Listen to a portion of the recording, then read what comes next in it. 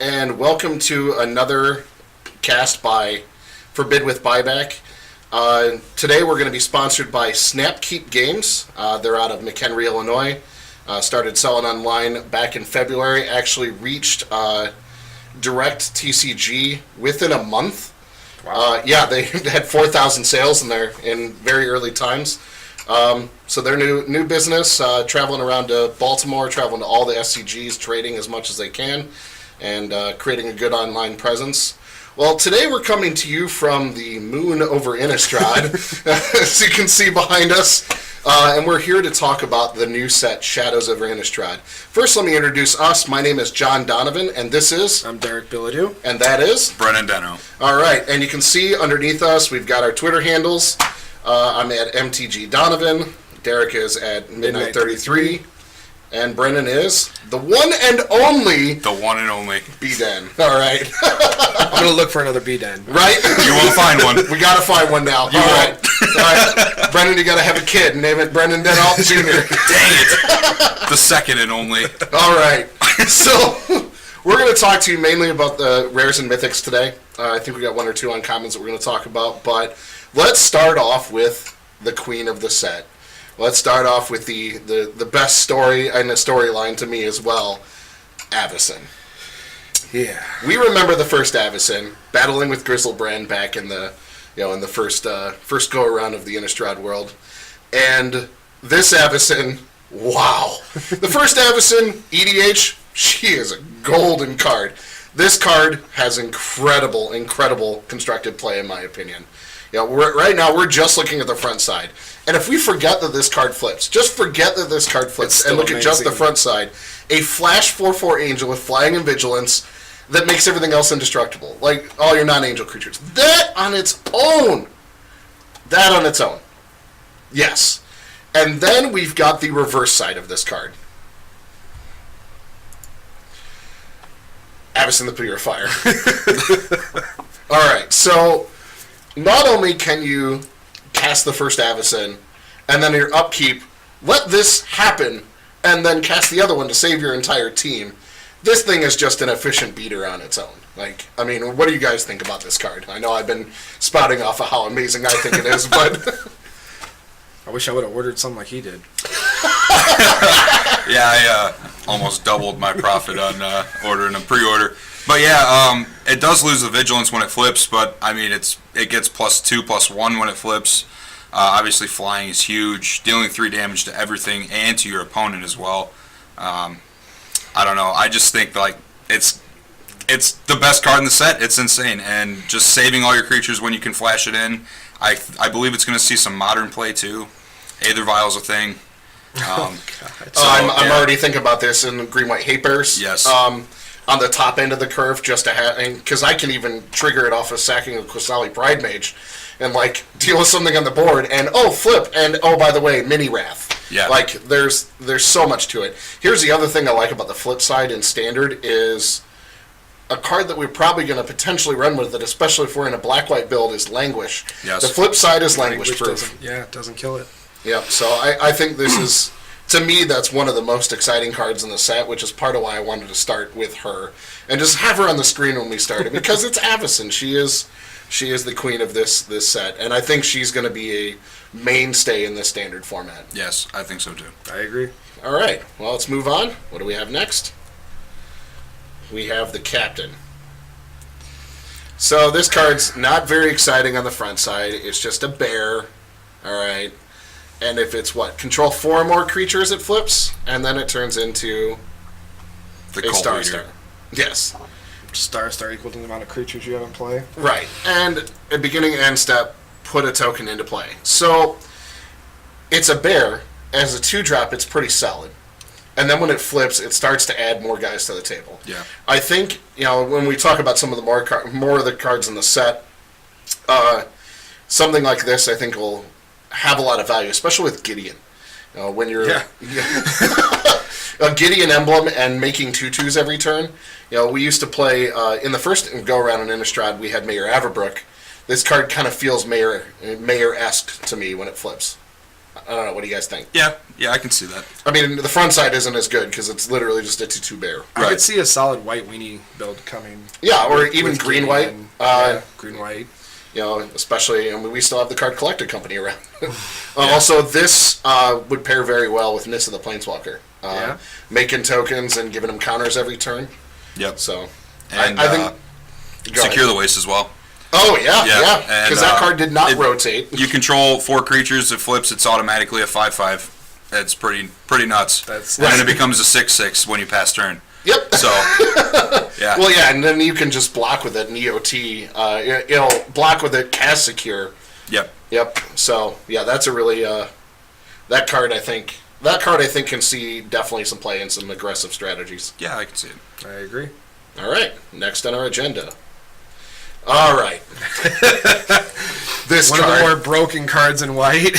One of my favorite cards out of the set. this I agree with Brennan here. I think, especially as we were just talking about that last creature that is a bear and with some, lower to the ground strategies, trying to go a little bit more wide. Secure the waste and whatnot. Well, I mean, this doesn't pair with secure as much, but that's true. this pairs with everything else you're playing. Like one of the cards we got in the new set was that 1-drop white creature that was a 1/2 that taps.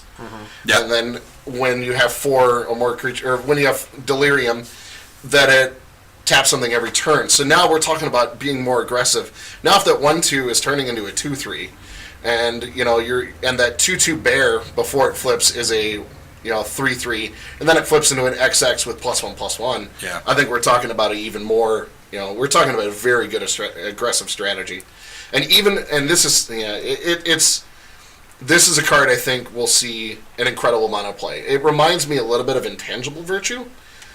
I mean, a different kind of strategy in that we're not talking about tokens, but I think this card is an incredible card in constructed play. Derek, your thoughts? I agree. I don't know. I mean, as a white weenie player, I could see just dropping this turn 3, having Vigilance and the +1/+1 is insane for a white weenie type style. Yeah, the Vigilance is a big, to me, the Vigilance fact is that huge. yes, I mean, yeah. And then And we were here's- also talking about it with Ojitai. Dragon With Lord Ojitai with this card means your card is your creature's language proof, because now she's a 6/5. and hexproof. And hexproof because she's staying on tap to attack. So that card pairs very, very, very well with this. And in fact, I think it's a card that takes the most advantage of always watching. I might be casting some dragons. This Yep, some dragons that are some 6/5 dragons. Yep. All right, next on our agenda, Angel of Deliverance. To me, I don't think this card is that exciting.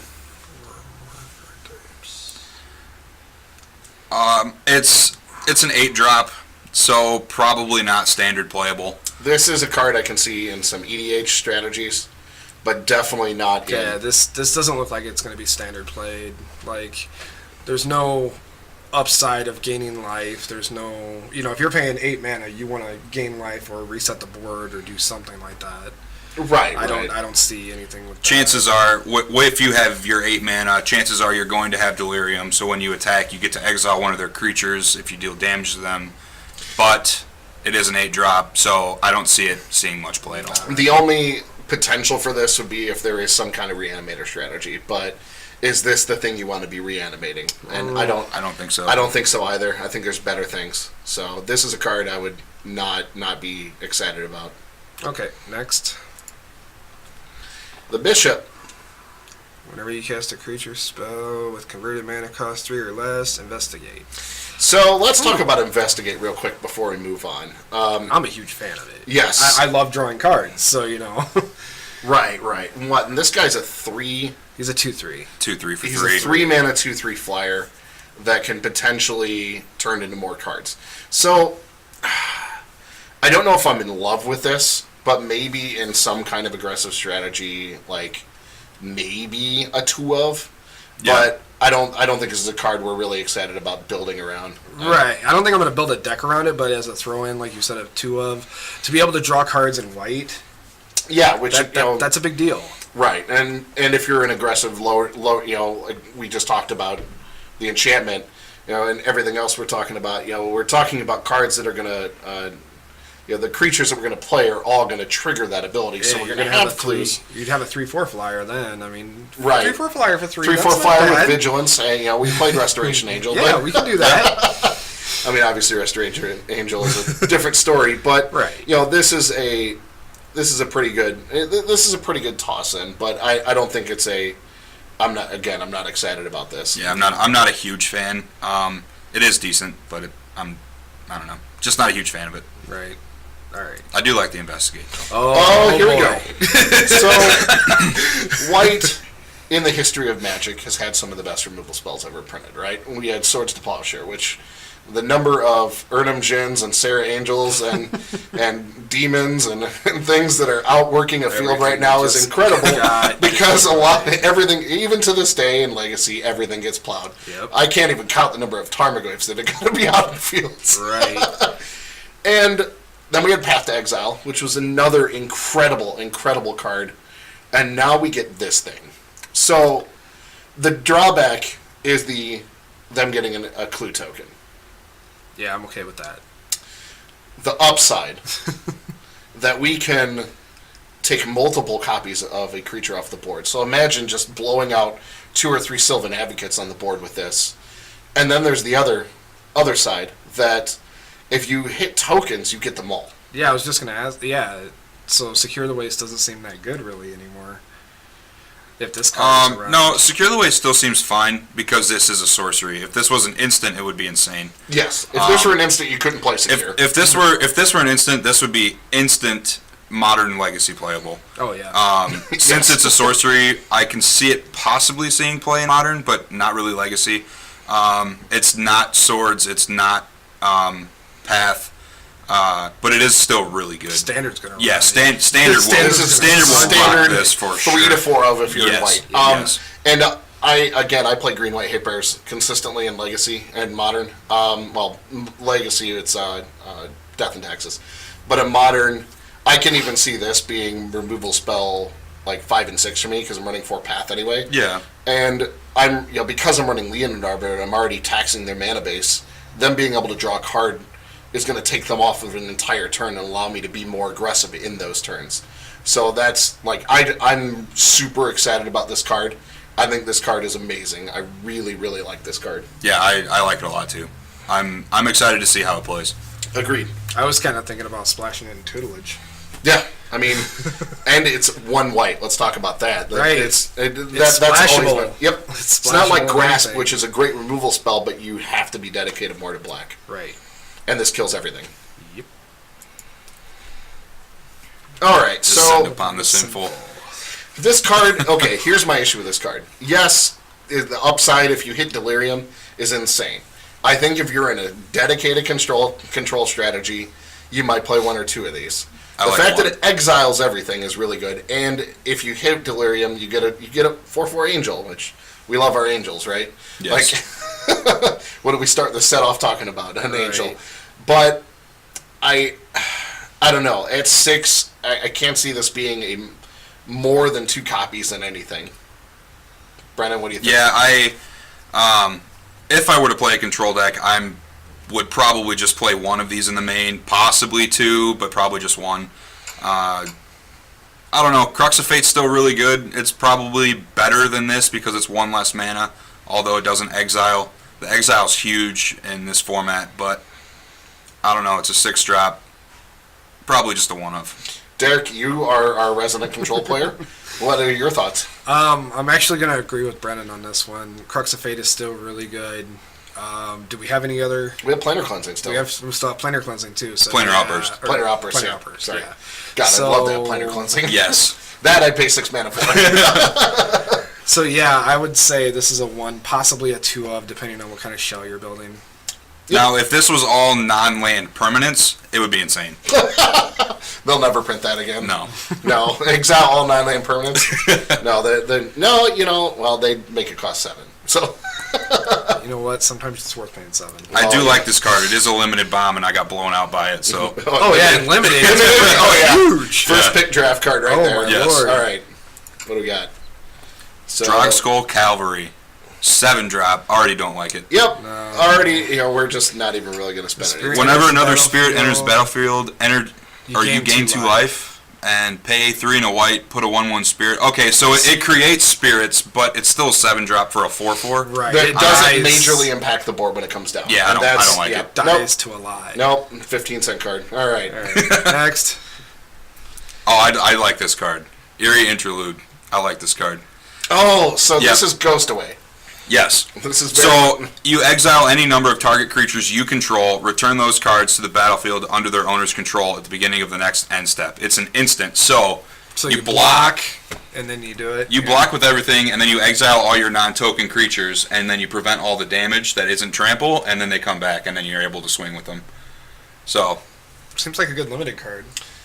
very limited card. This can be a blowout standard card too. It could be. So, well, what you have to really look at this is, what about all your creatures that have come into play abilities? true. Yeah, because they'll trigger again. Yes. So that's where a card like this has a lot of strength. I think this could potentially have some modern play, but I definitely think this card will see. We're going to see this card in standard over the time that Shadows is in standard. Yeah. I don't think it'll be a playset. 2 or 3. Maybe max 3, probably more like 2. But yeah, this card is good. I like it. Yep. Okay. Odric. Okay, so Odric is a beast. He's a 4-drop for a 3/3. At the beginning of each combat, creatures you control gain first strike until end of turn if a creature you control has first strike. So the same is true for flying, death touch, double strike, haste, hexproof, indestructible, pretty much everything that can be listed. Right. So yeah, it's pretty insane. We were talking about aggressive strategies, and this guy at your top end, and this guy at your top end of the curve at 4, well, possibly Avacyn at a 5. Yep. Now just pair this next to an Avacyn, where everything is vigilance or flying. Yeah. Or yeah. This is definitely a card you could build a deck around. Yeah, You're gonna design strictly around this one card. Agreed. Even just having hexproof in there, they're gonna have to play their combat trick now. They don't get a chance to wait, and that's true until the end. Does of the that work turn. for Flash too? No. Death touch, double strike. No. Okay. Flash is an in-hand ability. That would be kind of Haste is pretty good though too. Yes, because that means you can cast something now and attack with it in that turn. Yeah. At the legendary slot, I think this maybe is a 3 of. Maybe a 2 of. Yeah. I'm thinking of 2 of. I'm thinking back to a white weenie type day that I used to play, and there was a couple that were 2 ofs. This guy's definitely going to be the top end of your curve, but Yeah. when he hits, if you have anything useful at all, this guy's just going to be insane. Especially if you have double strike. Good God. Yes. If you have double strike, So I think it needs to be a 3 of, not a 4. 3 for sure because you want to have him. Especially if you're building your deck around him, you want to have him in play. 4 is too much for a legendary, but Yep. 3 And it's is probably fine because the first one you're going to cast is probably going to die. So the second one will probably get the job done. and it's not a legendary that we're looking to throw, we've played 4 of other legendary creatures that were 3 drops. And we played 3 different colors of mana for him for the last 2 years. But but I think this card is it's not worth it at a 4 of slot because it's a 4 drop, but 3 drop for sure. Yeah. So, all right, what do we got next? Thalia's Lieutenant. Okay, so when it enters this battlefield, you put a +1/+1 counter on each other human you control. So again, white weenies, going humans, It seems solid. Solid. Whenever another human enters the battlefield under your control, put a +1/+1 counter on Thalia's Lieutenant. Okay, so it's a 2-drop for a 1/1 that buffs all of your humans when it comes in. Plus, when you play more humans, you get buffs on it. And So it's not legendary. that's literally what I was about Yes. to say. The most important thing to read in that is not legendary, so they will see each other. Yeah, it seems All right, pretty so good. my question is, that 2-drop that we were looking at earlier, is that a human? which one? The flip 2-drop, the one that turns into a star. I believe so. I believe it is. Okay, Yes. so we're talking about a potentially really good human strategy. And then in combination with that enchantment, now it's a 2/2 with vigilance. Right. Seeing all. Yep. Oh, Yep. man. That's getting bigger. Yeah. And that's making the rest of your team bigger. White So- seem to have gotten some pretty good cards. Yeah, I think Mono so. white. Yeah, let's go. Mono white. I still We're doing think I still think I want it with green. All right, so now we're on to blue, and Derek, you being the player who loves blue the most, I'll let you start talking about talking Okay, here. so there's been mixed reviews about this Jace. I personally like this Jace a lot. I feel a 5-drop for a 5 loyalty that is going to protect itself right away. You're going to plus it right away, or you can even minus it. You're still at good capabilities. Scry 1 and draw a card for a +1 seems insane to me. Well, as a and blue it player. brings it immediately to 6 loyalty, Right. so it's going to be tougher to kill. And you know we've known that the starting loyalty and the ability to protect itself is something very important. This can bounce 2 creatures before it's at a 1. Before before it's at a 1. before you have to plus. Right. So it can protect pretty well. Being able to drop it into a board against 1 creature at 5, bounce a creature right away. Next turn, you're going to have the ability to deal with that creature and be able to plus and scry and draw a card. And with all the tokens that are going to be floating around the place, it seems like this bounce ability is going to be pretty huge. Well, and if I had to compare it to another walker right now, I'd have to compare it to Obnixilis, because Yeah. we're talking about something that's plus draw and then minus is deal with creatures. You can deal with 1 creature and then you have to plus. This, again, that second ability being 2. And then let's not forget the bomb. Yeah, the bomb is insane to me. So this would be turn 1, 6, turn 2, 7, turn 3, 8, 4th turn after that. If you can protect it and you bomb this, you are just going to win the game. Yeah. Everyone remember playing against your Arayo, and when that flipped, you couldn't win the game against a flip Arayo. And this card is a permanent flip Arayo that they can't deal with. Yep. So I actually think you just straight up win the game if you bomb this card. Yeah, it seems really, really powerful. Counter your first spell. Well, okay. I'll counter your first spell, and then I'll counter your second one, because I'll have counters in my hand. So this card does for me the things that I want a walker to do. It has an ability to protect itself. Mm-hmm. It has an ability that I want to use in the +1, and then it has a bomb that just straight up wins the game. Yeah. So this card to me, I don't know if right now is necessarily the best time for it. Right, because But of I- the other Jace that's out. Right. It's I hard. do think this card is going to see play quite a bit as we move forward. Yeah, This- I know. As soon as the other Jace rotates out, this card's going to be insane. But as it is right now, I don't know with the other Jace. Now, there are decks that you could design with this one that you don't want the other Jace in. This is true. So, I mean, it just depends on what your deck choices are. Brendan? This Jace to me is actually better than Obnixilis. I don't even put them in the same category as 5-drop planeswalkers. I know that you kill something when Ob comes in, but just paying the life to draw the card is so much worse than scrying and then drawing the card. Mm-hmm. And then you go up to 6 with this. Do you only go to 5 with Ob? Or does Ob come No, in? it goes to 6. So they both go to 6. Okay. Yeah, that's why I said it's the closest comparison. But the reason I like this more is that you can protect twice. True. Before, Yeah. You can deal with 2 creatures before you have to plus. Okay. Yeah, I do like the bounce ability. Taking us back to World Wake there a little bit, but Oh, and another Jace that we would so love. yes, But, the best all right, Jace. So what do we got next? Oh yeah, this is a card we just put in there to go back, harken to the Delver days. It's not Delver. No, It's definitely not Delver. This is definitely not Delver. So what happened? The insect started studying, and it's a 3/2 flyer, just like the flip side, and then it turns into a giant 5/4, and this is the perfected form. It's the end of what Delver becomes, and this card being printed is the end of Delver being played in Standard. Yeah. This card is not even close to playable. We just No. thought we'd put it in to harken back to the days of the biggest mistake that Bye, Delver. Magic ever made. All right. this Now card. here's a card that is playable. Yes. So This is one you could definitely design a deck around as well. Right. So let's talk about this card in all the aspects that matter. It enters the battlefield with 4 counters on it. Okay. So now we remove a counter when we cast a spell.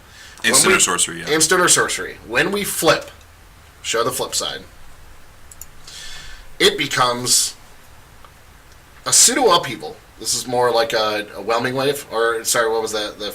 Yeah, whelming wave. Oh, Yeah. right. So that can clear the path, and if this card's been in play, which it will, now we can swing for 7. So this card's actually kind of nutty. Now go back. So here's what I really like about this. It is a 4 butt end. For 2. For 2. So if you're in any kind of control strategy, how important is having a 0/4? And now let's talk about how important it is to have a 0/4 in Modern and Legacy. For 2.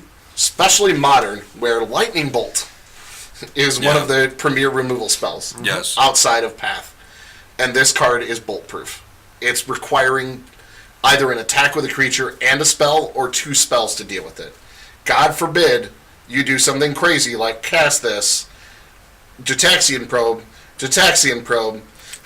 Serum Visions, and Gut Shot. Flip. Yeah. And you can save that Gut Shot for a response to anything. So I really, really like this card. I think this card has a ton of playability in Standard, Modern, and I think we'll even see this card in Legacy. Yeah, I like it. What about Vintage? No, not a I don't Vintage. think so. No, you cast too many. Like, I don't know. Vintage is going to change with restriction of Lodestone Golem, but I think that this is definitely... I'm more excited about Modern and Legacy and... I'm just kind of curious to see what they break. with So Legacy. it's just, I do like this card a lot. I don't know if I see it in Legacy. I do in Modern. Legacy, but- I'm thinking more of like a Grixis or a Yeah, like a Delver. Force of Will is huge. Being able to Force of Will swords or a path or just any 1 mana removal spell, or I mean, Abrupt Decay is obviously just going to kill this thing, but Abrupt Decay is probably the best 2 mana removal spell in the game. Ever. Yeah. So it right, kills but- pretty much anything you want it to. Right. It even protecting this card with something like a Daze, Yeah. like, and that removes a counter, and that brings more inevitability to just killing them. Daze, Yep. Force of Will, Spell Pierce, they all take a counter off. Now, is it going to be a little bit harder to flip in Standard? Yes. But, again, we're talking about a format where I firmly believe we're going to have a little bit more of an aggressive strategy, especially out of the gate. And being a 0/4 is huge. Yeah. And 0/4 that has some pretty disgusting inevitability. Yeah. Although it does just get completely murdered by Grasp of Darkness. But Yes. let's not go into specifics about you're how only things paying, get killed. Yeah, you're only paying 2, so Yeah, you it's can't it's complain. definitely worth it. If they're using a Grasp on this instead of your Ojutai, you're very well, you're in good position. Absolutely. So, Yep. all right. Let's just look at that other side. A 7/8. Yeah. That's all right. What do we got? Oh, this counter spell. The counter Yeah. spell. Counter target spell for 3 and 2 blue. Already don't like it. I don't think it's going to see any play. The Investigate 3 times is nice, but 5 mana for a counter spell? I don't think so.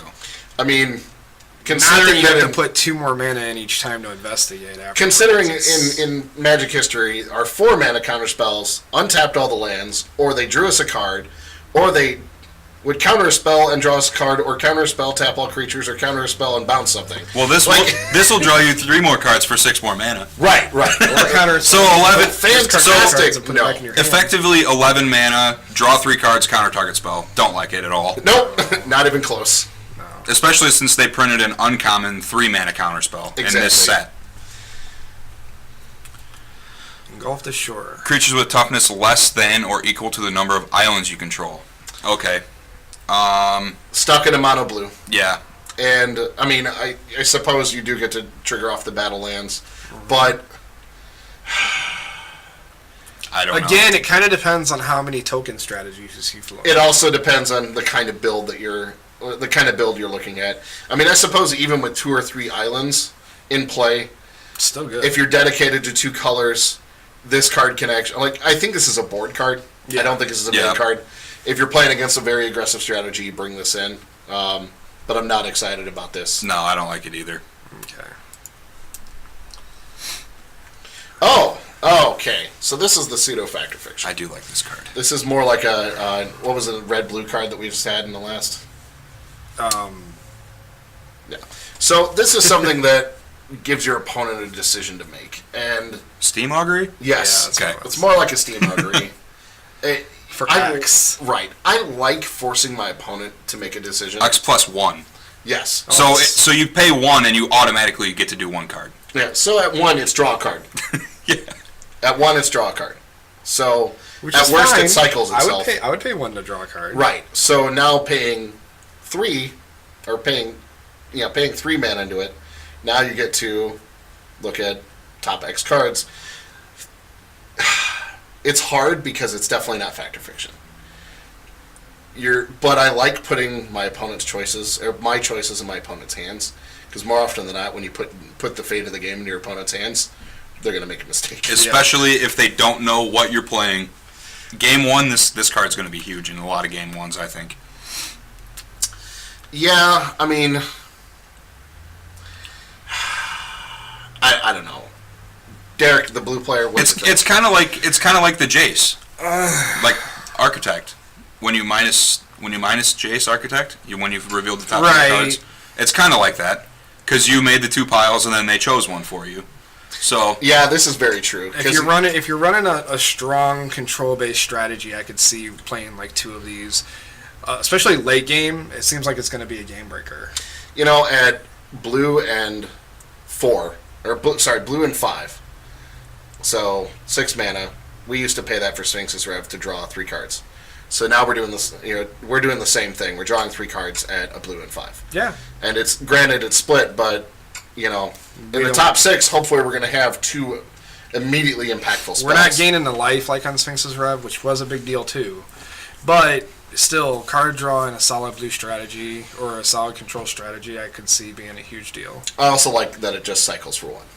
and it still being an instant is huge. Yes, if it was a sorcery, I don't think it'd see a lot of play at all. But being an instant. So the X plus 1, if you do it for X, 2 piles, right? So Yeah. they can choose the pile with no cards in it, and then you put the other card in the graveyard. Yeah. Okay, so it's okay. So yeah, that's probably not good. So now, does this trigger the new ability too, Madness? No, because they just go in your directly graveyard. to the graveyard. It's not discard. Because they weren't in your No, hand. that yet. would be nuts. Yeah. Right. Okay. All right, what do we got next? What the hell is Forgotten Creation. It's a 3/3 skulk for 4. At the beginning of your upkeep, you may discard all the cards in your hand. If you do, draw that many cards. I can see this working well in a Madness type deck. I mean, yes and no. I mean, tutelage maybe seems pretty decent. That would be funny as a 1 or 2 of them in a Yeah. tutelage deck, because you're like, oh look, I got all these cards. Oh look, you're milling all those cards. It's a 3/3 for 4. Which I know, it kind of is not exciting. Yeah. But hey, if they're grasping your thing in the ice, fair. they're not going to grasp this. Plus, this is also a horror token or a horror creature. So if you flip your dude, this It doesn't doesn't go back. bounce to thing in the ice. Yeah. So that, I don't know. I don't think it's that good. I No. think there's some That's a fun little bit of prayer. playability. I think there's some fun playability Oh, with yeah. this. There's some Casual strategy. and janky. Yep. Yeah, janky. Yep. Okay. All right. Oh, All right. So girl's masterpiece. this card to me is very interesting. I don't know. I think this card has a very good potential for, again, I think a dedicated control strategy, but not one where you're drawing a ton of cards, which is obviously Well, the that's a lot opposite of- of control. Well, Yeah, but also you can pay the activated ability cost and discard 3 cards, bring it back to the battlefield, and cast your Madness spells with the ones that you discard. Right, and that's kind of important to bring up, because we do have a Madness unsummon, and we have a Madness counterspell. And it's a horror. Yes. It is a horror. Thing in the ice. Hey, you know what? I'm seeing a combo. No, but like again, Man. like being able to have that ability to tap into and then activate the Madness counterspell might actually be okay. Granted, Can that you would do cost this 7 ability mana, but- at instant speed? Yeah, there's no restriction on when you can do it. Wow. So you can do So it. you do it So end you of can do turn. this at the end of their turn, bring it in, and then swing after you discard all your cards and like swing for 7. Yep. Yeah, that's pretty good. I think this card's going to see some play. Yeah, and the fact that it can just come back and come back and come Yeah. back. So So it basically has to get exiled, or else just it's gonna you're gonna see it again. Inevitability. Yep. I think it's better if you're into a more aggressive madness strategy though. Yeah. All right. Speaking of which, Yes. So this is a card that we basically already mentioned the reason for playing this card a few times. yeah, Especially with our favorite $80 Jace, or $87 Jace as he is now, Vryn's Prodigy. about to go up. Yep. Yes. This card's totally fine. Like, just casting it, it's a less exciting unsummon, but as a madness ability to have unsummon a back in a format where you're going to need to protect yourself, I think this card's fine. And you're already discarding cards to Jace, so... Yep. And the flavor text, I love it. There's nothing to worry about. What do we got? This is an unplayable card. Definitely. 7-drop, flying, 5/5. When it enters the battlefield, target creature gains flying until end of turn. 4 and 2 blue, you exile this from your graveyard. Creatures you control gain flying until end of turn. For 7 for a 5/5 that gives another creature flying, I don't see this being good. No, this is maybe like some fringe EDH playable at best. Yeah. Definitely not constructed playable to me. This is a quarter rare. Yay! I do like this card. Yes, All right. I do. So, draw for a long time has been difficult. Now we're basically getting, 3 and discard. That's solid on its own. And the fact that once you're done, it only costs 3 mana. Like, Can Yes. you say tutelage? right? Definitely tutelage. This is tutelage. And it's a madness enabler. So you can discard, you can tap 5 mana and resolve that discard, resolve the madness, set the unsummon aside, and then when you resolve this and untap your lands, now you have the mana to pay for that unsummon right away. So I think that's really good. Yeah. And with a tutelage in play, you're looking at minimum 6. I also think in general this card is good in control strategies over time. Just for drawing 3 cards for 5 mana is insane. And then that untapping. turns into 3. And then untapping and then being able to play your Silumgar Scorn. Or be able to drop a thing in the ice right there. Yeah. Or anything that you can do. And in turn 5, I'm okay paying 5 for this on turn 5. Yeah. The fact that, again, I do get to untap right away, it's solid. I'm very much a fan of this card. I think this card's going to see a lot of play. Yep. I agree. Rattle Chains. Probably Flash flying, 2/1 spirit.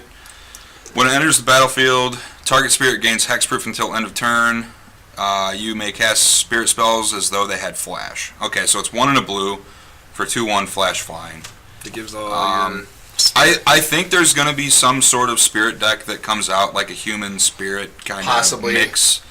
And But this guy would fit into a strategy like this, but to Yeah. me, it's not one of those cards that, I must go get 4 copies No, of it this. seems like it dies way too easy. It dies to everything. It does die to everything. Yeah. But, having a flash flyer... And it gives fine. one of your creatures evasion. Yeah, I don't know. Maybe. Just depends on if you designed a deck around it or Right. something like that. If you're into a dedicated spirit strategy, it's fine, but I don't see that being a tier 1 strategy, or Right. even a tier 2. Okay, Startled Awake. This is another mill card. I love this card. This is going to be awesome. So 2 and 2 blue. Target opponent mills 13 cards. I love that. Yes. Let me just say that's something back from the original Innistrad. I loved the Tragic Slip was a -13. Yes, -13. I love that. I love that. I love that they play on that. The Yes, fear, and which we'll go into later. Triskaidekaphobia. We will get to that in a little bit. I love that they do that, and this card has a pretty interesting second ability. Yes. Outside of milling 13 cards. So go ahead and read that second ability there, Brendan. So 3 and 2 blue, you get it back out of your graveyard onto the battlefield as a 1/1 with Skulk. Can you go to the next side?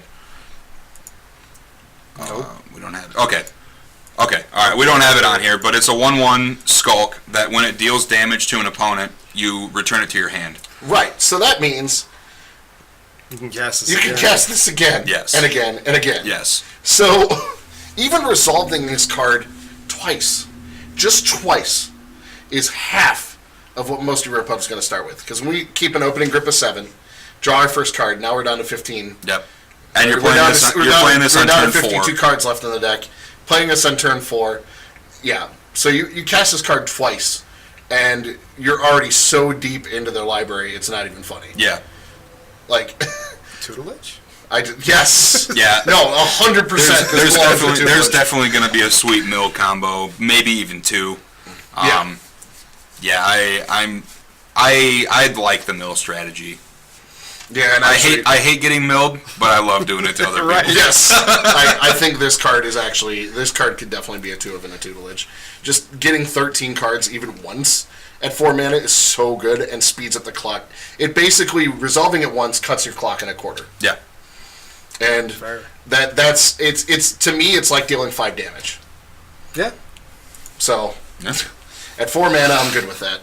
Alright, what is this? Welcome to the Fold. 2 double blue, has a madness cost of double blue X. Gain control of target creature if its toughness is 2 or less. If Welcome to the Fold's madness cost was paid, instead gain control of that creature if its toughness is X or less. So how many of you played back in the day? Brendan, I know you didn't. You played in the day of Dominate, right? Yeah. Okay, so Dominate was an incredible card back then. Gain control of pretty much everything. You know, nothing beats me casting my angel to destroy all lands. The Armageddon Angel, you remember her, Desolation Angel. Yes. I cast her kicked, and my opponent floated 8 mana and took control of my Desolation Angel with my empty board. Thank you, Ricky Wilhoit. And then beat me with my own creature to win the game. That's funny. So this isn't even till end of turn. This is just gain control. Yep. I like this card. It's permanent, yeah. It's permanent exchange of control. Yes. The fact that the madness ability can grab anything. Yes. Is insane. I really like this card, especially like Jace Finch Prodigy. We know we're going to end up flipping more than one during the game as the game goes by, and this is an enabler. Yes. This is really good. I'm a big fan of this card. This is something that can. Your only one opponent has a thing- flipped Avacyn. All right, let's take it. There's only one thing I don't like about it. What's that? That little spot right there that says sorcery. The madness doesn't matter. That's the thing about madness. Fair. Madness, you can cast that ability anytime You're gonna have to activate the madness. Right, you're going to have to... So I'm going to trigger activate your Jason, my Jace. opponent's Right. turn. So being able to dominate something in my opponent's end step. Alright. So, Pretty good. right, it's a 1 or a 2 of. Yeah. It's definitely not a 4 of, but That's a 1 or a fine. 2 of for sure. Okay, Alright, so well, that's that it one for blue. Alright, so now we're on to black. And we're starting with the Tormentor. Elusive Tormentor. So this card's fairly interesting. It reminds me of like Orzhov back in the day. A way that it can save itself, and it turns into hexproof, indestructible, can't be blocked, and then it can flip itself back. Mm-hmm. So 4 for 4/4 body isn't terrible. I don't know how exciting it is right now with Grasp around, but it's still a fairly decent beater as a 4/4 body, and the fact that you can protect it and get it back, I don't know. What do you think? I feel like this card could be good with the Geist enchantment. Yeah. Which we'll get to later. Yeah, but I don't know. I don't know. It's definitely a splash would be needed because you'd be 3 colors. You'd be in the Esper colors. But yeah, the 0/1 hexproof indestructible for 1 mana and discarding a card. Plus you get to use your madness if you discard a card with madness. So I mean, it seems okay. It seems like it could work, but I don't know. Right. I don't know. I'm kind of in the same boat with it. Like, I don't think it's a terrible card. I don't think it's unplayable. I just don't know if it's that exciting. I think it's kind of in that like fringe range. Yeah. I think we'll definitely see some when you go to be an F&M hero and you're battling at the F&Ms. I think you're definitely going to see it, and some players really take advantage of it. And I think that it'll be interesting it'll be interesting to see what some people come up with for this card. Yeah. But I definitely don't consider it tier 1 playable. I don't think you want to cast it on turn 4, just because of Grasp of Darkness. I think you want to wait till turn 5 or until you have 5 mana available. Yep, I agree. Just because if you cast it and you don't have anything to pay 1 and then discard, it just dies you just and then lose all value. Yeah. I agree. So the Asylum Visitor, 1 and a black. At the beginning of each player's upkeep, if that player has no cards in hand, you draw a card and you lose a life. And it's got a mana cost. It's each player's. So if your opponent doesn't have a card in their hand, you lose a life and draw a card, which seems okay. That also means your own upkeep. True. So this thing could potentially draw you 2 cards a turn if you keep Yes. their hand empty. Yep. So in a discard strategy, Seems really good. yeah, I'm actually thinking about Modern with this, with 8-rack. Yes. Like, Ooh. yeah, this card would actually be really good in 8-rack. Yeah, if it works. We won't talk about my 8-rack experience. The thing about this, though, in an 8-rack strategy is now you've got something that you can turn sideways right away. You've got a more aggressive creature, something that's a little bit better. I'd pack rat. And, hey, you could even, if we're casting... You can discard this to Pack Rat and then cast it with Yeah? its madness. yes, you can. Seems pretty good. Yes, you can. Yeah. I was also thinking mini pox, smallpox, black. Smallpox, yeah. Okay. Smallpox, and you can madness this card into play. Yep. So it definitely has. I think there it has more value. Standard, we don't really have that many good discard spells. Yeah. So No. I don't think it's that good in standard. I think maybe an 8-rack strategy could play this card, but Okay. I think that's where it ends. So, Behold the Beyond, 5 double black, sorcery. Discard your hand, search your library for 3 cards, and put those cards into your hand. Okay, so you get to tutor 3 times. You get triple demonic tutor. Yes. 3 times Triple demonic tutor. for 7 mana. I can see this being definitely in a black-blue control, possibly Esper control if you run 3 colors. I don't know if you want it in any other kind of deck. It is a 7-drop. There's definitely a deck I'd want it in. EDH all day. oh, oh my it's EDH. gosh. It's an EDH bomb. A bomb Yes, in EDH. yes. Hold your foils, people. You know, if you get a foil of yes. this is an EDH bomb. I have a mono black Jihaldun, the 3/2 horsemanship guy from Portal 3 Kingdoms. I'm all about tutoring. I jam as many tutors as I can in that deck. I'm running Infernal, running Demonic, even Diabolic tutor. Yeah. And the X spell tutor, just everything I possibly can because I'm trying to set up a combo, and having a card where I can just be like, oh, yep, 7, and everything's in my hand. Yep, all 3 combo pieces. So, And because of that deck, the way I play it, cards in the graveyard is fine. Yeah. Because Jihaldun can get them back. I can actually cast this card and discard everything, discard decent cards, get it back with Jihaldun. I can recast this card. yeah, you can potentially do this on, what, turn 2? Turn 3? If you play... With my EDH, I can do it turn 3 for sure. Yeah. So you play out Mana Crypt. You play out Mana Crypt Soul Ring. Soul Ring, and then what's the 3 black? 3 black for 1 black. What's that spell? Oh, Dark Ritual. Yes, Dark Ritual. So it's effectively a turn 3, get your combo, kill you. If we're living the dream, yes. Yes. But okay, so that's EDH. Granted, in EDH, I've also turn 1 killed someone by casting Ad Nauseam. There you go. But yeah, I think in standard it does have some ability. But, yeah. Like I don't know if it's an exciting card. Like I think regular version's gonna be really cheap. But yeah, like you said, hold on to your foils. Yeah. All right, what do we got next? Diregraph Colossus. Okay, so 2 and a black. It enters the battlefield with a +1/+1 counter for each zombie card in your graveyard. Whenever you cast a zombie spell, put a 2/2 black zombie creature token onto the battlefield. Okay, so it's a 2/2. But yeah. Yeah, tap. So it's a gray org that has some big upside. Yeah. Like I think we'll definitely see a zombie and vampire strategy. Yes. Yeah. Probably the 2 together.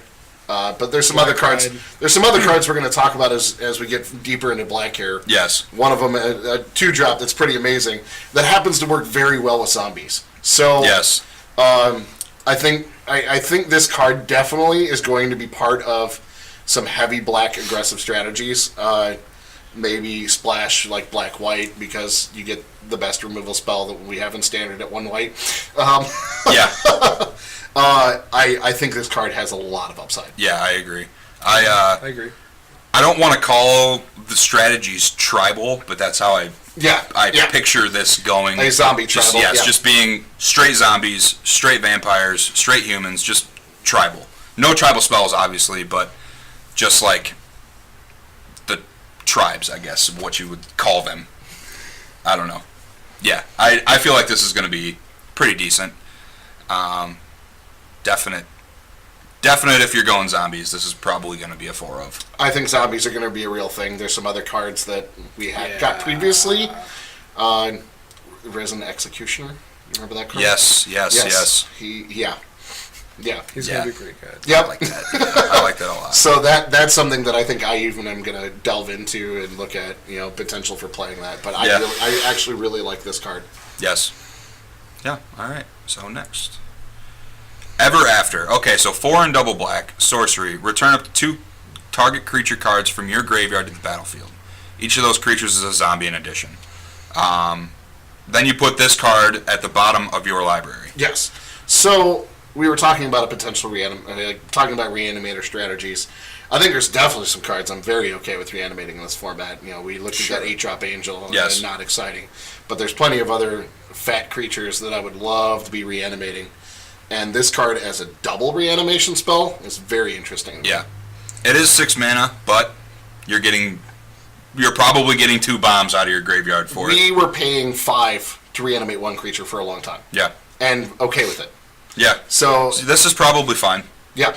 Being able to double reanimate and the card doesn't go away. It's back in your deck. Yeah. Right. So I think this card has... I think we're going to see some reanimator strategies. Definitely. Dropping some bombs into play, especially with all the discard outlets, the madness. We're going to see this as a real thing. Yeah, I agree. Yep. All right. Okay, from under the floorboards, I like this card a lot. Here you go. So, 3 colorless, 2 black, sorcery, has a madness of X double black.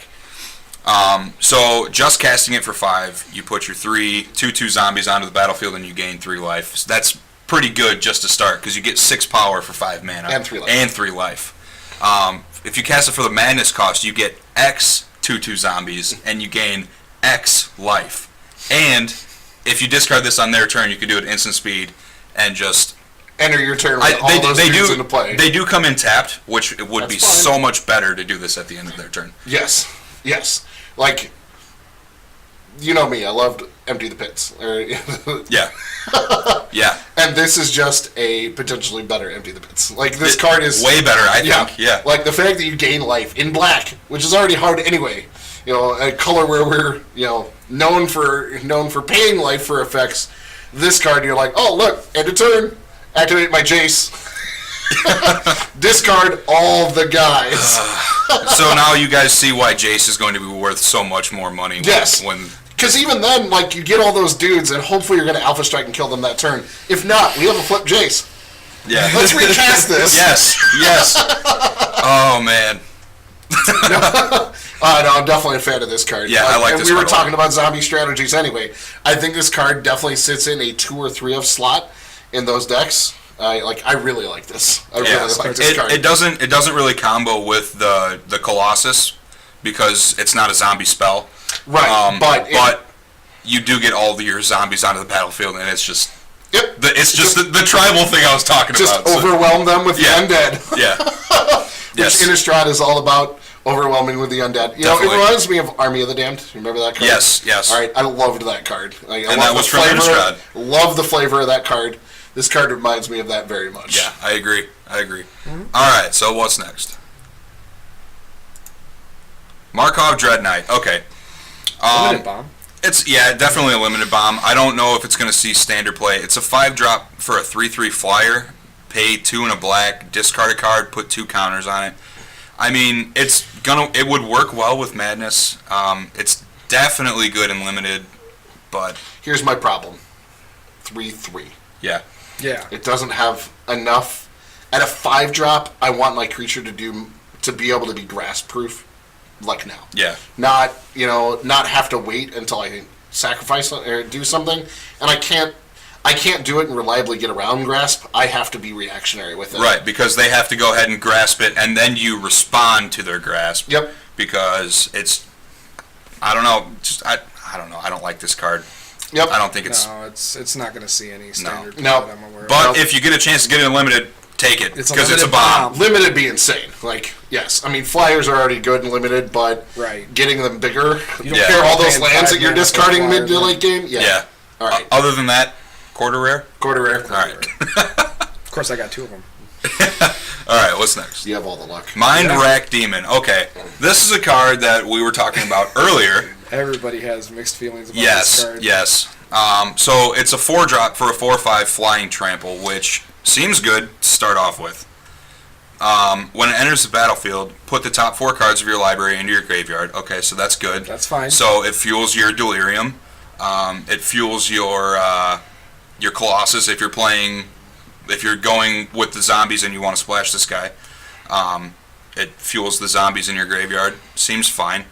At the beginning of your upkeep, you lose 4 life unless there are 4 or more card types among cards in your graveyard. I want to hear what you guys have to say about this, and then I'll tell you my reason I like it. Realistically, how hard is it going to be if you're discarding 4 cards to get 4 types? Milling, not Oh, discard. I'm sorry. If you're milling 4 cards, I mean, how hard is it going to be to get 4 types of cards in your graveyard? Well, You have to design a little bit around it. right. You have to think about how many lands you're going to be running, especially since there aren't fetches anymore. Because we're going to be at a 25 to 26 Yes. land mana base. Yeah, across the for board. almost all decks, yeah. I feel like Delirium will be pretty easy to get to because you have your Grasp of Darkness, you have Ruinous Path. You could possibly play Liliana for the Planeswalker. Okay. I mean, Evolving So, Wilds. you yes. just brought up a card type and something that was my reason for liking this card. This, in one single turn, enables Jace to flip. True. That's my reason I like this card. Okay. It does. So on turn 4, I can cast this guy and flip Jace Vryn's Prodigy now. And you can discard a card type to your graveyard that isn't in there already. Right. Yes, I like it a lot. I Yep. do. I like it more now. Okay. Thank you for bringing That's- that up. Yep. Good call. That's why I waited to hear your guys' opinion on it, because that's something I thought of when I looked at this card more last night, is like, this card actually, like with Jace Vryn's Prodigy, can be really good. Yeah. Because one of the issues without fetch lands is how do we get to the 5 cards quicker? Well, now on turn 4, we're there. Like, we're there Yeah. now. And this guy, we were talking about, we want creatures that are grass proof. This guy's grass proof. Yeah. You know, their grass is probably going at the Jace. Especially the moment you grass this card and they're like, oh crap, they're going to flip Jace. Yeah. And 4/5 flying trample. That's fine. Like It's not Desecration Demon. no, No, definitely No, not. Definitely not. no. But We It is. missed that card. It's still Brandon good. especially misses that Oh card. God. I used to love me some Mono Black. Yeah. I mean, he was the only Cemetery was my card. That's the one I missed the most. But I actually, because of Jace and having it still around, that's why I think I like this card. And mid to late game, you're just dropping a 4/5. Yeah. Like, Yeah. there's no way you're not going to have the yard filled with what 4 or you 5 need to. flyer for 4 is fine. Yep. So, all right. Trample? Yeah. All right. Let's see what we got. Murderous Compulsion. Okay, so this is a common. It's a 1 and a black sorcery. Destroy target tap creature. Madness, which seems pretty good with Jace. So you Madness, you pay 1 and a black. So you pay. It's effectively its casting cost to destroy a target tapped creature, which Here's what I like about seems this. fine. In combat, I've got 4 cards in the yard. 4 or more cards in the yard. Block with Jace. Activate Jace. Draw a discard. Activate this Madness. Kill their creature during combat. Yeah. And flip Seems Jace. good. Like, it's a sorcery, yes. But the Madness... The Madness you can makes play it, Madness makes at it an any instant. time. Yeah. Yep. I like it a lot, That's especially if you can kill an Ojutai with this, Yes. or yes. even Kalidas. What I like... Just any bomb on the other side is just fantastic. What I Black really and like about colorless. this is that, other than it being a sorcery, there's no restriction on what it kills. Right. Which, a lot of times in black we've been stuck with like Kill go for the 4 throat or less, or or- monocolored Yeah. or yeah. So Right. It just has to be tapped. So you can't kill a creature with vigilance, obviously. Right, but which we talked about that enchantment earlier is a problem. Right, But, and Sylvan Advocate already. Right. But I still think the card. I think the card has playability. Yeah, I think it's fine because it's madness. It's it's definitely fine. And there's times, and we've definitely learned this from this standard season, where the correct thing to do is play your removal on your main phase. Mm-hmm. There's times where waiting for that value actually just ends up costing you the game. Yep. So yeah, I think this card's okay. All right. All right, here we go. Here we go. The zombie theme again. This isn't just any zombie theme. This is Relentless Dead. Yes. Go ahead, Brandon. Okay, so it's double black. It has menace. It's a 2/2. When it dies, you can pay a black. If you do, return it to its owner's hand, which would more than likely be yours. When Relentless Dead dies, you may pay X. If you do, return another target zombie creature card with converted mana cost X from your graveyard to the battlefield. Seems pretty good. Yeah. Last time I checked, there's a creature in Standard that's 1 black 2. Each player sacrifices a creature. Yes, and it is a zombie. Yeah. That's what we call synergy, folks. Yeah. I really like this card. You know what else I love about this card? And this isn't playability, the artwork behind it. Oh, yeah. Yeah. Everyone remember Endless Ranks of the Dead? Yep. Yep. I'm kind of curious to see what a foil's going to look like. So is that Gorgeous. the If same? it's anything like Endless Ranks of the Dead. Is that the same church? Yeah. It is. Okay. Yep. But yeah, so this is what happened after they finally broke through the stained glass. Yeah. As the Relentless Dead were coming in. Oh yeah, I see. Because Yep. the stained glass is broken and they're climbing through. Yeah. Yep, Okay. yep. Okay. This is the end of Endless Ranks of the Dead. Awesome. Yep. So this is the result, and it gave us a pretty insane card. Yeah. Menace on its own, good. It's good. 2-drop 2/2 with Menace, and then all the other abilities. Yes. The fact that he is just so difficult to deal with, so difficult to kill. If you have any strategy at all where sacrificing a creature is a positive effect, the fact that you can immediately get it back and not lose value is insane. Yeah. And then obviously the ability to be like, oh, let's each sacrifice a creature. Yeah. Seems pretty good. Yeah. Yeah. So we were already talking about zombie strategies being interesting. It was that guy plus this guy. That's what I'm thinking. Yeah. We got some Risen Executioner. We got all kinds of things. But Risen Executioner has the ability on him where he can return himself. I know. I'm just talking about with No, all I those know. cards Yes, being yes. together. Yeah. Yeah. But even if you don't return him off of that, the fact that on your opponent's end stat or opponent you can block with this guy, and if he dies, that's the other thing about this guy. He doesn't have the restriction that he can't block. Yeah.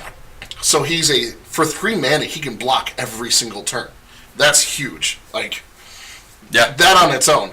But the fact that you can also potentially reanimate something during your opponent's turn. Derek? I'm right there with you. I'm trying to think of cards in my head right now that might go good with this. There's Bloodsoak plenty. Champion of the Zombie? That is rotated out. Yeah. Oh, it's gone. Okay. But no, it was a warrior. Yeah. Remember, Okay. it was the Black-White Warriors Black deck White Warriors, Yep. that we had to deal with for a while.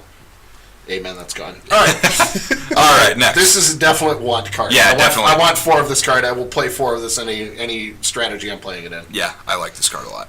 All right, what do we got next? To the Slaughter. Okay, I do like this card. So 2 and a black, instant. Target player sacrifices a creature or planeswalker. Or Planeswalker. Or planeswalker. Yes. And Delirium, they sacrifice 1 of each. Yes. So, For 3 mana, you get a planeswalker and a creature off the board. we were already talking about Mindrack Demon, right? And how that card's going to potentially enable things like Delirium. Now this card is that removal spell that passed a Mindrack Demon. We're talking just Value Town USA. Yep. Oh, you Gideon and made a token. Well, sacrifice them both. For 3 mana. So it's Diabolic Edict and X, whatever. X. Diabolic Edict and Hero's Downfall. Teo's Downfall all wrapped up into one Yeah. tight little package for a For black 3. and 2. Not black, black 1.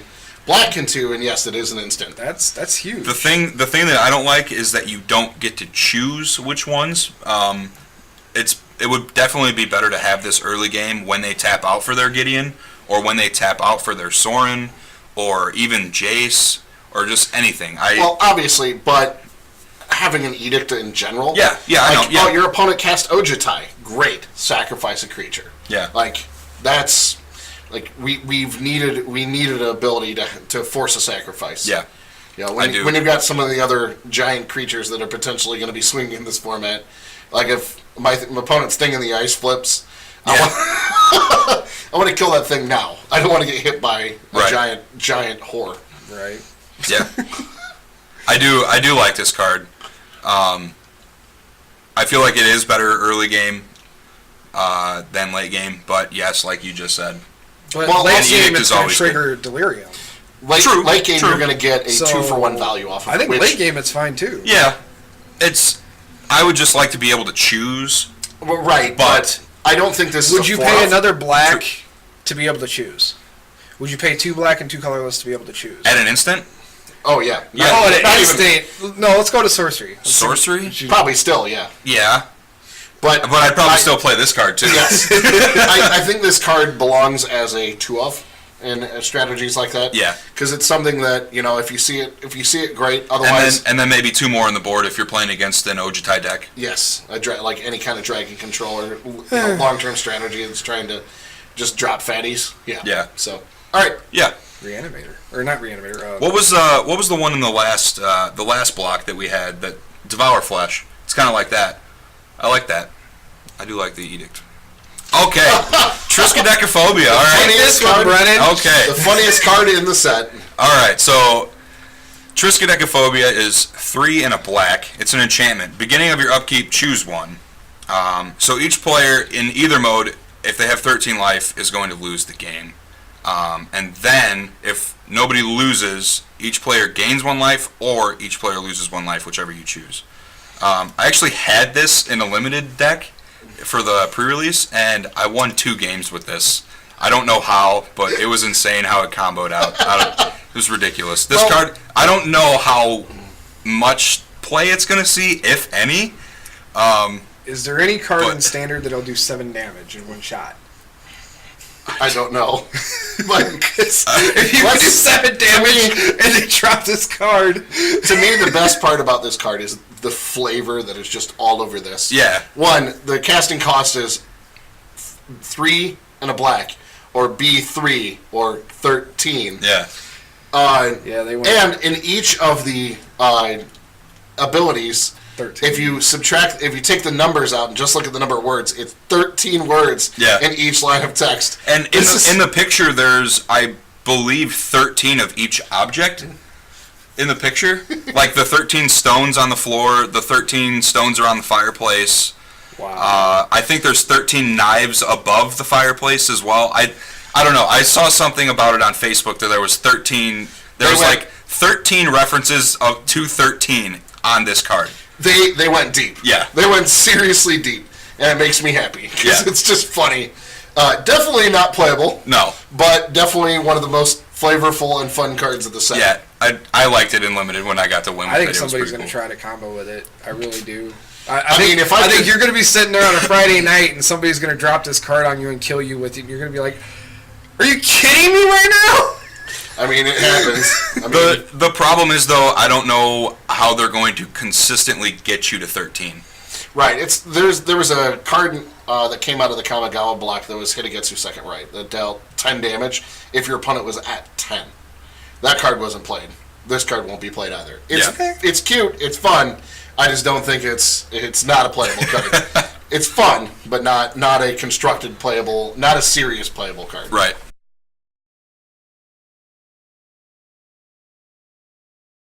All right, so now on to red.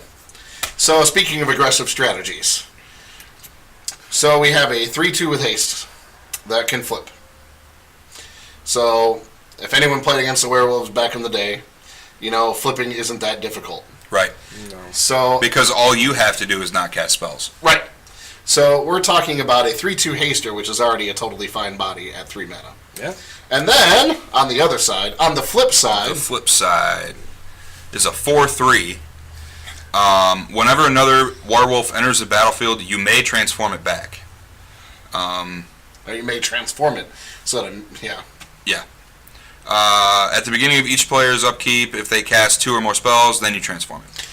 So flips into a 4 power. Like, For 3 mana. yep, like totally solid as a Is it the greatest thing on earth? No. Mono-red strategies are definitely going to have to change. We lost Hordling Outburst. Yeah. Which definitely changes how you have to attack. Having something of 4 power, I think, is pretty solid. I mean, it loses the Grasp of Darkness argument, but at 3 mana, I think this card's fine. And if that right kind of strategy comes into place, I'm not sure that's going to be there, but it's definitely a very aggressive card. Yeah, definitely. All right. Avacyn's Judgment. Okay. All right, so 1 in a red, sorcery. Madness. X red. Avacyn's Judgment deals 2 damage divided as you choose among any number of target creatures and or players. So the X is X damage. Split any way you choose. Yes. So obviously you want to cast this for Madness, but I mean just 2 damage for 2 is at sorcery speed. Yes, if it were an instant, it'd be If it was an instant, it'd be much better. But I don't know if it's bad either, because I'm thinking about this in other formats as well. Like being able to kill a Bird of Paradise and anything else, or just Bird of Paradise in your opponent. Granted, we can do the same thing with a Fork Bolt, so maybe that's a bad argument there.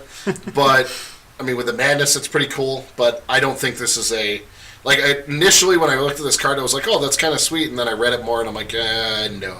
Yeah, I'm not too excited about it. No. The Madness cost is interesting, and I like the Madness cost, but if you can't cast it for Madness, it's just... completely underwhelming. Yeah. It's a 2-mana shock. Yeah. A splittable shock. That isn't an instant. Right. Yeah, it's... I mean, Arc Lightning at 3 was just a straight-up better card. Yeah. So, yep, not a fan. All right. Burn from Within. Okay, so I am a fan of this one. X red, sorcery, deals X damage to target creature or player. If a creature would be dealt damage this way, it loses indestructible, and if it dies, it's exiled. Yes. This is huge. Yep, an X-Spell, which, I mean, Fireball's fine. But now, Fireball that exiles. Yeah. Like, exiles indestructible creatures, too. Like, this card is totally fine removal. I think it's probably 2 or 3 of, if you're in the right kind of strategy for this. I don't know if it's going to be heavily playable, but I still think the card will find its way into decks. Yeah, I agree. Being able to cast this on second main after they flash in an Avacyn to kill their Avacyn and exile it will be pretty huge, I think. Yep. Not so much against Ulamog. You'd have to get to 11 mana. And I'd rather just be doming them at that point. Yeah. Other than that, there's not too many things with indestructible besides the new flip land. Yeah. But other than that, I don't know. I mean, it's definitely solid Fireball, and exiling the Avacyn is good, and just hitting other creatures is fine too. Yes. But, yeah, it's probably playable. I would. Right. I think it'll see some play. Again, it'll find some way in some strategies. What do we got next? All right, Devil's Playground. Okay, so this card's interesting. Like, we lost Hordling Outburst, which sucks. This is definitely not Hordling Outburst. No. At 6 mana, it is a lot of mana to put tokens into play. You do get 4. You do get 4. And when they die, they deal 1 damage to a creature or a player. Right. So, it has value, but... Not for 6 mana. Not exactly. Like, right. When we have to compare to us having cards like Dragon Fodder in the past and Hordling Outburst, at 6 mana... And Dragon Fodder is still legal, too. So right. we still have that for the red decks. Right, but this is just way too much mana for that effect. True. Yeah, I agree. they've got the smaller version of this, too, in this set. Yeah, that's 4 for 2, isn't it? I think so. This card's just bad. Okay, Falconwrath Gorger. This is a 1-drop, 2/1. Each vampire creature card you own that isn't on the battlefield has Madness. Yes. The Madness cost is equal to its mana cost. Okay, so... Yeah, Madness is definitely a thing, and I like what this card does. You have to look at this card paired up with the new Olivia. Yes. Paired with the new Olivia, a red-black Madness Vampires build, tribal again. Yep. Definitely can be a thing. Just the fact that everything then becomes value. Like, everything is value. Definitely. I definitely agree.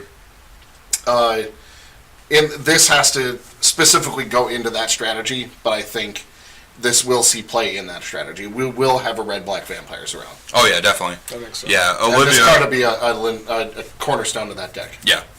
Olivia As a is four, huge. for sure. Olivia is huge. It also gives us a 2/1 body at 1 mana again, which is fairly relevant, with no drawback. Right. So, all right, what do we got next? All right. Fiery Temper. Oh yeah, so we had to include this card because we're talking about madness in general, and this is a reprint, we all know, but it's So good. It's Lightning Bolt, folks. This card changes how we have to evaluate creatures in the format. Okay. Anytime that you have a Lightning Bolt effect, or like Grasp and this card are what's going to define the creatures that are playable in the format. Mm-hmm. I think this card is going to see play. We're already talking about red-black vampires and how it's going to have discard, how it's going to have madness. Tutelage. And I feel like both of those cards would be in the red-black vampires deck. Oh yeah, Fiery Temper and Grasp of Darkness. Yep. So I mean, why not just kill everything? Right. A lot of removal for that. And even at 3 right now, if we're going to be in a potentially slower format, even at 3 mana, the card's still fine. Yeah, just because it's an instant. Exactly. And it hits both player and creature. Yep. So, yeah. Which makes it better than Impulse, Fiery Impulse, Yes. and better than Wild Slash too. Right, and it has the ability to just its upside when you madness is just insane that you get to play Lightning Bolt. Yep. So, Yep. right. I definitely like this card a lot. Okay, Flameblade Angel, 6 mana for a 4/4 flyer. Whenever a source an opponent controls deals damage to you or a permanent you control, you may have Flameblade Angel deal 1 damage to that source's controller. No. I'm not. I don't like it. I'm not ecstatic about it. We can go back to our conversation we brought up many times. Grasp of Darkness is in the format. Yes. And this thing is 6 mana and just not that impactful. 6 mana, stone dead to Grasp of Darkness. Yes. 6 mana and also just doesn't impact the board in any important way when you cast it. Yep. So, next. All right. Gold Knight Castigator. Okay. 4 mana, 4/9 flying haste. So if a source would deal damage to you, double it. If a source would deal damage to this card, double it. Which is why it has a 9 on the butt, obviously. Right. But I don't know if I would play this card or not. Okay. It seems so risky. So I think the potential for a kind of mid-range red is there. And Suicide Red. you're talking about, you're going to be running, we still have Thunderbreak Region, Yes. and then you have this card next to it. So you're talking about big flying bodies, and this thing has haste. Yeah. Like, it has haste. Like, 4/5 flying, grass proof, 4/9 flying, way grass proof, Yeah. and haste. The downside is pretty rough, but it's one of those cards I think you look at as you're casting when you're about to finish the game. Mm-hmm. Or, you've hopefully removed everything so that there's not a lot of fear for you to just die. Or your opponent to somehow drop you to 7, or drop you to 13, and have a bad enchantment to play. Fortunately, this doubles it, so it'd be hard to get to an odd number. But, Yeah. no, I think this card we're gonna see this card have some impact on Standard. Okay. I can see it.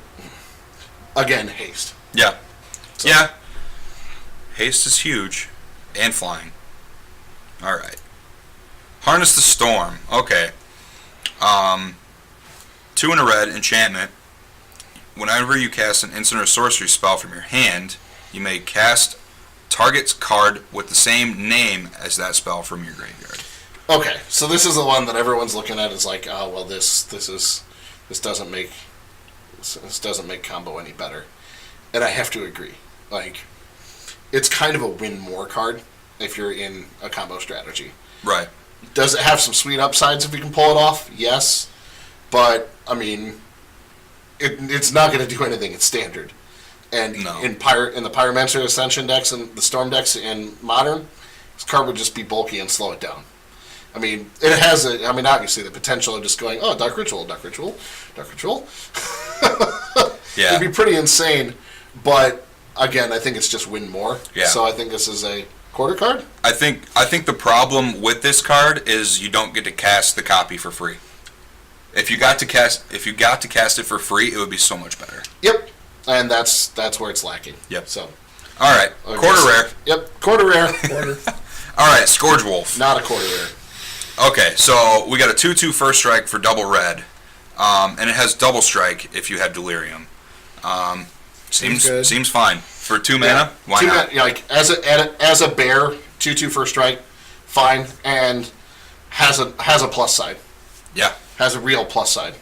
So again, I don't think this isn't a card that's going to have serious monetary value, but I think it will have some play value for sure. Yeah. I'd probably see this card maybe around $3. Yep. Maybe. 2 or 3. Yep. Okay. All right. Kind of like Flame Like Phoenix and how it sat in that. Yeah. Yep. Okay, Tormenting Voice. We all know Tormenting Voice. It got reprinted. So you discard a card when you cast this, and then you draw 2. So a Madness Enabler. Yep. That if you are discarding Madness card, this is all positive value, 0 negative value, and we're already looking at this guy's looking at a tutelage strategy. This obviously works right in there, but I think in any kind of strategy right now where you're looking at Madness, this is the card you want to be playing. Yeah, I agree. All upside. Yeah. I mean, the card is just fine in general, and now with Madness around, being able to pay a red 1 lightning bolt you and draw 2 cards. Yeah. And We played it still having Magmatic Insight. Yep. Yeah, I just feel like tutelage is just getting stronger. I feel, and I the think mill strategy. Well, in really general, strong. I think red is going to be the main Madness enabler. Yeah, So yeah, and Tormenting Voice also. We looked at the 1-drop 1/2 that gives your vampires Madness. Here's another card that fits right in that strategy. Yep. In case you don't have another discard outlet, this is one that you get all the advantage of. Oh, let's get to play this vampire plus still get 2 cards. right. And I do like in the art how the pictures are actually like reaching out. That's awesome. Yeah, I will say that is one of my favorite things about the Innistrad blocks in general. The art. I like the horror theme. Oh, yeah. It's brought so many players in, and it continues to do it. Definitely. I mean, look at the background behind us. Yeah, Right. yeah. All right, next. Okay, Wolf of Devil's Breach. Okay, this is 3 double red for a 5/5. When it attacks, you pay 1 and a red. Discard a card. If you do, it deals damage to target creature or planeswalker equal to the discarded card's converted mana cost. This card seems fine. I agree. I do like it's this. a Madness enabler that can have a huge plus side on its activation. It's a 5/5, which puts it grass proof. I was talking about kind of a mid to big range red strategy. Mm-hmm. Granted, this is kind of putting us heavy at the 4-drop area, but I mean, look at the 4-drops we'll be playing: a 4/4 flying dragon, a 4/9 flying haster, and a 5/5 body. This is a 5-drop. This is 5-drop. Oh, it's a 5-drop. Oh, well. It's still It's been a fine. top It's end. still Still good. a 5/5 for 5 with a solid ability. Yeah. Okay, yeah. Like, the card's still fine. Yeah. Because the ability's good. It's not legendary. It's not legendary. Right. He's Seems not- good. Yep. Okay. And he's a wolf. Wolf. Okay, All right. that's the last of the red. All right, so on to green. All right, so now on to green, and let's start off with this wonderful enchantment. So, ramp strategies are still going to be around, and this is a very interesting concept for a ramp strategy. Think of all the things that we have that bring in tokens. Now what if all those tokens can tap for mana? Yep. What if Catacomb Sifter, the turn after you cast it, allows you to ramp into 6 mana on the next turn? Turn 2 this, turn 3 Catacomb Sifter, turn 4 6-drop. Yeah. And that's just off a Catacomb Sifter. God forbid you played anything else in the meantime. So Yeah. I actually think this, And I love that they tap for any color, not Yes. just colorless. right, so you're not limited. So I can even see something like this being the linchpin to a multicolored Planeswalker build with running Oath of Nissa and this Yes. to fix all mana problems and lets you play other spells. So this is a card that as soon as I saw, I'm like, I love playing multicolor. I love playing all the Planeswalkers. I do love where Magic is going. I think getting away from like where we just were with like 4 solid decks at the top, and just getting away, and there's just going to be so many decks that are just going to take over. I agree. I think it's going to be fun. I'm just glad to see Rally go. Yeah. Because that was weighing down the entire format. And it just made Standard boring. Yep. I think this set is just the beginning of a new change to exciting. Yeah, So, I agree. I think this card can definitely, like, again, think of a Secure the Waste. What if Secure the Waste turns into a giant ram spell the next turn? Yep. Oh, yeah, I'm just going to secure for 3. My turn, World Breaker. Like,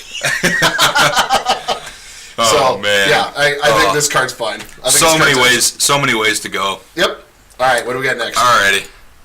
Okay, the Deathcap Cultivator, another ramp guy. Yep. 1 and a green, tap, add black or green to your mana pool. The Delirium makes him have Death Touch. So this is a mana accelerator, which is totally fine. So it's going to allow us to play 4 drops on turn 3. And it's useful. Like, it becomes a real card down, having a 2/1 Death Toucher is totally fine. Yeah. Like, we've seen many times where having a Death Toucher on the table prevents people from attacking. Yep, prevents fighters from attacking or just lets you push through. Yeah. So, I think this card's actually pretty solid. I think it's going to have the, it's limited to certain strategies problem with its value, but as far as the card playability, I think this card's actually really good. Yeah, I like it. All right. Inexorable Blob. Okay, this card is interesting. It's 3 for a 3/3. But the Delirium, whenever it attacks, if you have Delirium, you get another 3/3. Yeah. This is interesting. Yeah. You know what this card kind of reminds me of? Kind of a little drop-down pack rat. Yeah. Something that can the fact that it can just replicate dudes turn after turn after turn. Like, and I don't know. Do I think it's insanely good? No. But I think the card definitely has some playability. Yeah, I agree with the playability. I don't think it's outrageous. For 3 mana, 3/3. I mean, that's fine. Yep. And the fact that when you turn it, if you turn it sideways once, you're gaining value. True. So I think that's good. Yeah, I like it. All right. Any thoughts? No, No? right there with you. This is green. I don't play green. No, he really doesn't. Okay, so the rare flip card, Sage of Ancient Lore. This is a 5-drop. I feel like this card is actually pretty good. Its power and toughness are equal to the number of cards in your hand. When it enters the battlefield, draw a card. Yes. So it seems fine. It replaces itself. Yes. And if no spells were cast in the last turn, flip it. Right. So let's see the flip side. Okay, where's the flip side? No. There it is. Okay, here's the flip side. It's a Star, Vigilance, Trample, and its power and toughness are equal to the total number of cards in all players' hands. Yes. Which, instantly better than the other side. Yes, absolutely. So, yeah, I mean, just flipping this thing, this can be a giant fatty. Yeah. Like, I think the card, like, how do I say this right? I don't think it's a super playable card, but I think it's something that'll see some fringe play. Like 1 or 2 of in some decks. But he can definitely be I can see a monster. CBM playing it in one of his type decks. Yeah, that wouldn't shock me at all. Green red. All right, so let's go back to where we were. All right. And go on to the next card. Okay, so the next card is Seasons Past. This is one of the most EDH playable cards in this set. This is a giant mass regrowth. Like, it's not quite the one that puts your entire yard in your hand and gives you no maximum hand size. But this card's totally fine, especially in EDH. And here's the key to it.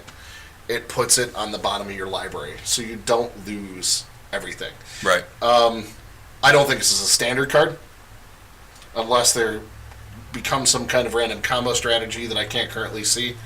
But definitely EDH. Yeah. but that's the only area where I can see it being played. Yeah. Hold on to your foils. Yep. Yep. On your foils. Yep. Okay, second harvest. 2 double green instant. For each token you control, put a token onto the battlefield that's a copy. So it's This is good. I think this is going to be it's a fine. mass repopulate. Yeah. I think this card is fine, especially in the token build. Oh, secure the waste and copy. Yeah. But there's just so many different ways to go with tokens and colors. I have a billion zombies in play. Let's copy them. Yeah, like black-green zombies, white-green humans, even the Westvale Abbey, you can copy your dudes and sack them faster to flip your land. Yep. It's I don't crazy. I don't know. I mean, we just have to see some pretty dedicated token strategies. Definitely. I'll say this again. Huge EDH playability. And definitely hold on to your foils of this. Yeah. The best That part seems about to this happen with is green cards a lot. the best part about this is though it's an instant. Yes. Yes. I do like that. Yep. So do I. All right. What do we got next? Okay, Silver Fur Partisan. It's a 3-drop for a 2/2 trample. Whenever another wolf or werewolf you control becomes the target of a spell, put a 2/2 green wolf onto the battlefield.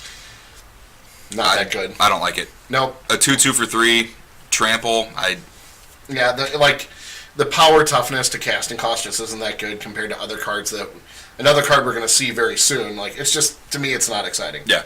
Like, not good enough. All right. What do you got? Soul Swallower. 4-drop trample 3/3. Beginning of your upkeep, Delirium. Put 3 +1/+1 counters on Soul Swallower if you have Delirium. I don't know. It's gonna die early.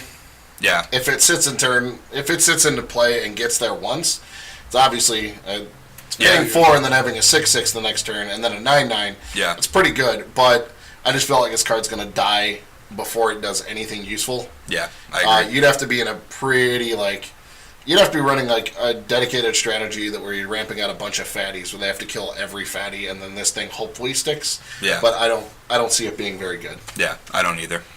All right. There we go. Tireless Tracker. Okay, this guy is going to be good. Go ahead. This is a card that as soon as I really read it, I'm like, oh, so this is kind of like our this is our infinite card advantage kind of card. So every land we drop can give us a card draw down the road. And then every time we sacrifice a clue, it gets bigger. Like, this card just has infinite upsides and it reaches the threshold for me where its power is equal to the casting cost. And this thing can get bigger. Yep. So, even laying a land once and sacrificing and drawing a card, I'm okay paying 5 mana to draw a card for a 4/3 creature. Yeah. Yeah, that's fine. And in other strategies, I think this card's also good because Sylvan Advocate is still going to be in the format. And mono and green aggressive strategies are going to be still solid, and obviously paired with other colors. But I think this card's actually really good and very underpriced right now. I actually just bought copies for $1.81 a piece. Card I think is horrendously underpriced right now. I think this card's very, very, very good. Derek, I know you don't play green, but All you're saying is basically accurate. Seems like it could be good. Brendan? Yeah, I agree. All right. I like that it just brings a clue in with it and basically is going to give itself a +1/+1 counter to start off. So Yeah, and let's not forget that it can continue to grow. Yeah. It's not just a one-time thing. right. Every time, even sacking Evolving Wilds gives you 2 clues. Yeah.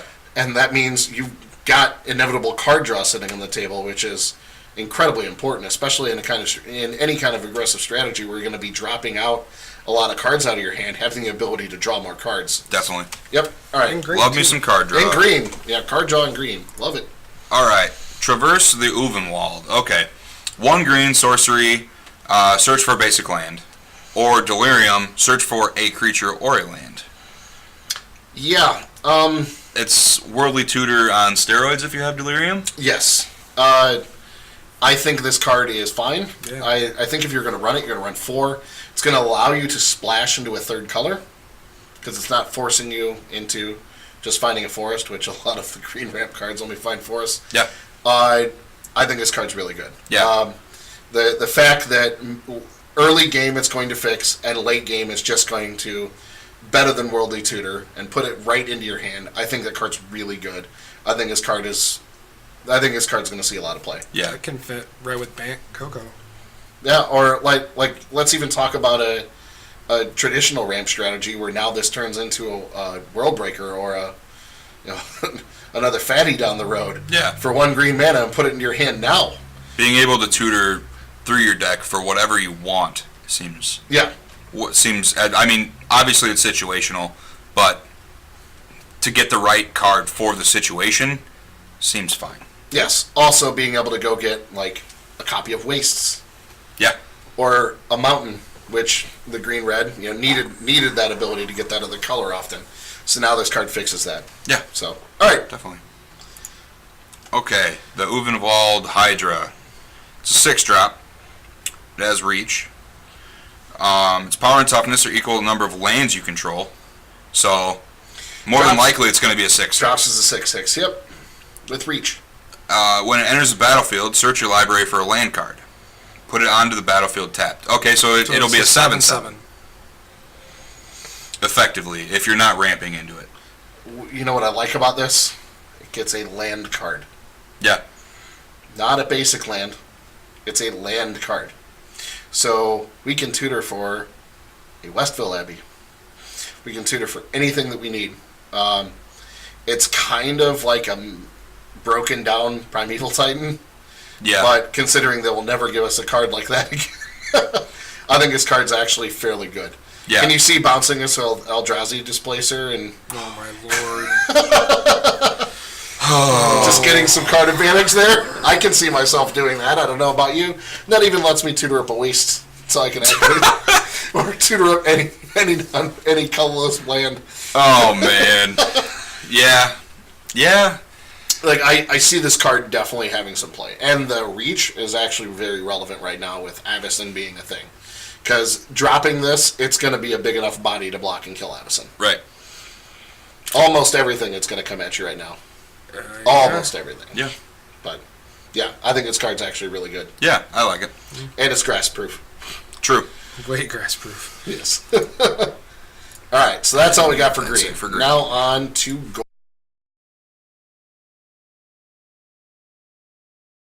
Okay, so now we're on to gold, and the first card we're going to start off with is a quarter rare at its heart, Alter Ego. I would pay for it. Obviously the worst worst gold card printed in this set. Yep. Oh, it can't be countered. Who cares? You get to put an XX into play, and you got to pay 4 mana. Oh, yeah, it's just this card is just bad on a stick. All right, we can't. Let's just move on and not waste. Now, our see, time. us saying that there's going to be some broken So combo. so it does copy any creature on the battlefield. And you get the plus the X/1/1 counters. I mean, this is definitely EDH. Definitely EDH. Yeah. There's probably going to be some people trying to play this in standard, and they're probably going to do okay with it.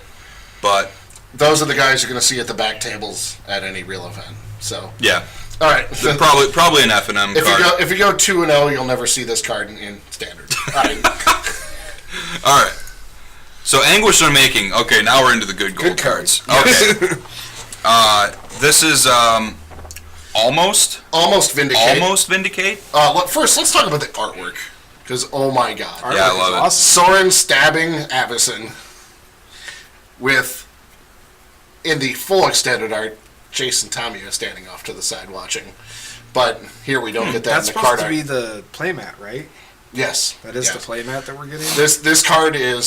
This card I think is very, very, very good. Yeah. Instant removal, which is great. Non-land permanent and exiles. All right, I will pay 3 life for that. Yeah. To be able to exile immediately, deal with what's on the table, and the flavor text. 3 mana, 3 life, and instant speed. Definitely. Yeah. And and for me, again, flavor of this set and watching what's happening, Sorin killing Avacyn is such a huge flavor moment of the entire concept of Innistrad. Yeah. So, all right, yeah. All right. This is a card you're going to want 4 copies of. Not always going to play 4 copies of, but you're going to want 4 copies of this card. Definitely. Okay, on to some Planeswalkers here. So let me just say before we get on, we already covered Jace, but one of the things I was happiest to see in this set is the mix of planeswalkers that we got. This is no exception. I think it's exciting. I've always loved planeswalkers, and these didn't necessarily disappoint all that much. No. So let's start with Arlen. All right. So red green, obviously 4 mana. +1 until end of turn. Up to 1 target creature gets +2/+2 and vigilance and haste. So that's pretty good. What I like about that is it's a plus that can potentially protect her, and even the 0 can potentially protect. Yeah. So both of those are totally fine abilities. Right. So for the 0, you get a 2/2 wolf, and you transform. So let's see the flip side. Okay, so Arlen, Embraced by the Moon. +1, creatures you control get +1/+1, gain trample till end of turn. I feel like trample's going to be huge. It's always big, it's always huge, and just getting through after killing creatures off is just... Yes. I just love trample, I really do. -1, deals 3 damage to target creature or player, and then you transform it back to the other side. Right, so lightning bolt and then flip. Yeah. And then the -6, you get an emblem. Creatures you control have haste and tap. This creature deals damage equal to the power to target creature or player. Seems good. Yeah, so the -6 is one of those things where when you judge a planeswalker, it's a card. It's an ability that can just win the game. Yeah. And that's one of those abilities that will definitely give you the ability to win the game. Definitely. Yeah. The fact that you get to go drop it, make a wolf, flip it. Next turn, bolt a creature, flip it. Next turn, make a wolf. Next turn, bolt a creature. Next turn, make a wolf. Next turn, bolt a creature. Like, yeah, that at 4 mana to make 3 dudes and lightning bolt 3 times. Yeah, and she protects herself. Like that's a big bonus and big thing for me. Definitely. I don't know if this is necessarily going to be automatically in this current format a 4 of, or an auto play card, but I definitely think we're going to see Arlen make her way into some top 8s. Yeah, for sure, definitely. Okay. Yeah. I do like the red-green werewolves kind of build, kind of tribal thing. Well, even just a red-green, like going a mid-range red-green, or we already talked about Sylvan Advocate, Tireless Tracker. Arlen fits right in the curve, so this is definitely that's definitely there. Yeah, definitely, I agree.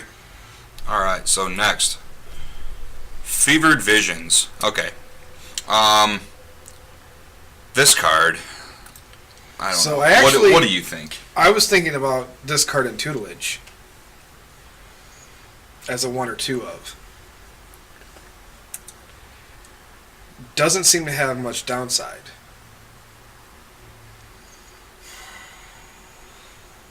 I don't know.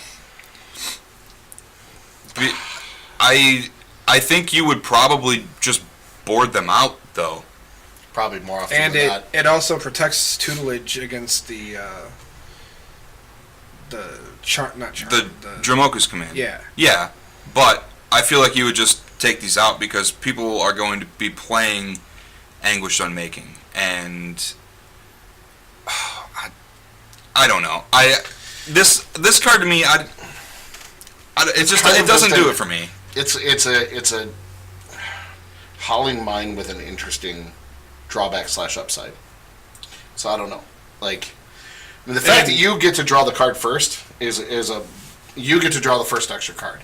That part's actually good. Yeah. But I don't know. I guess the only strategy I could actually see it working in is a blue-red tutelage. Yeah. So I don't know. I mean, it could be hit or miss. Yeah. Like, I definitely wouldn't be super into this card, but I don't know. All right, what else we got? All right.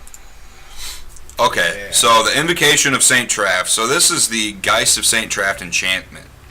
I'm going to call this Invocation of Saint Trap. Why? Because people are going to be trapped into trying to play this card and trying to make it good. Yeah.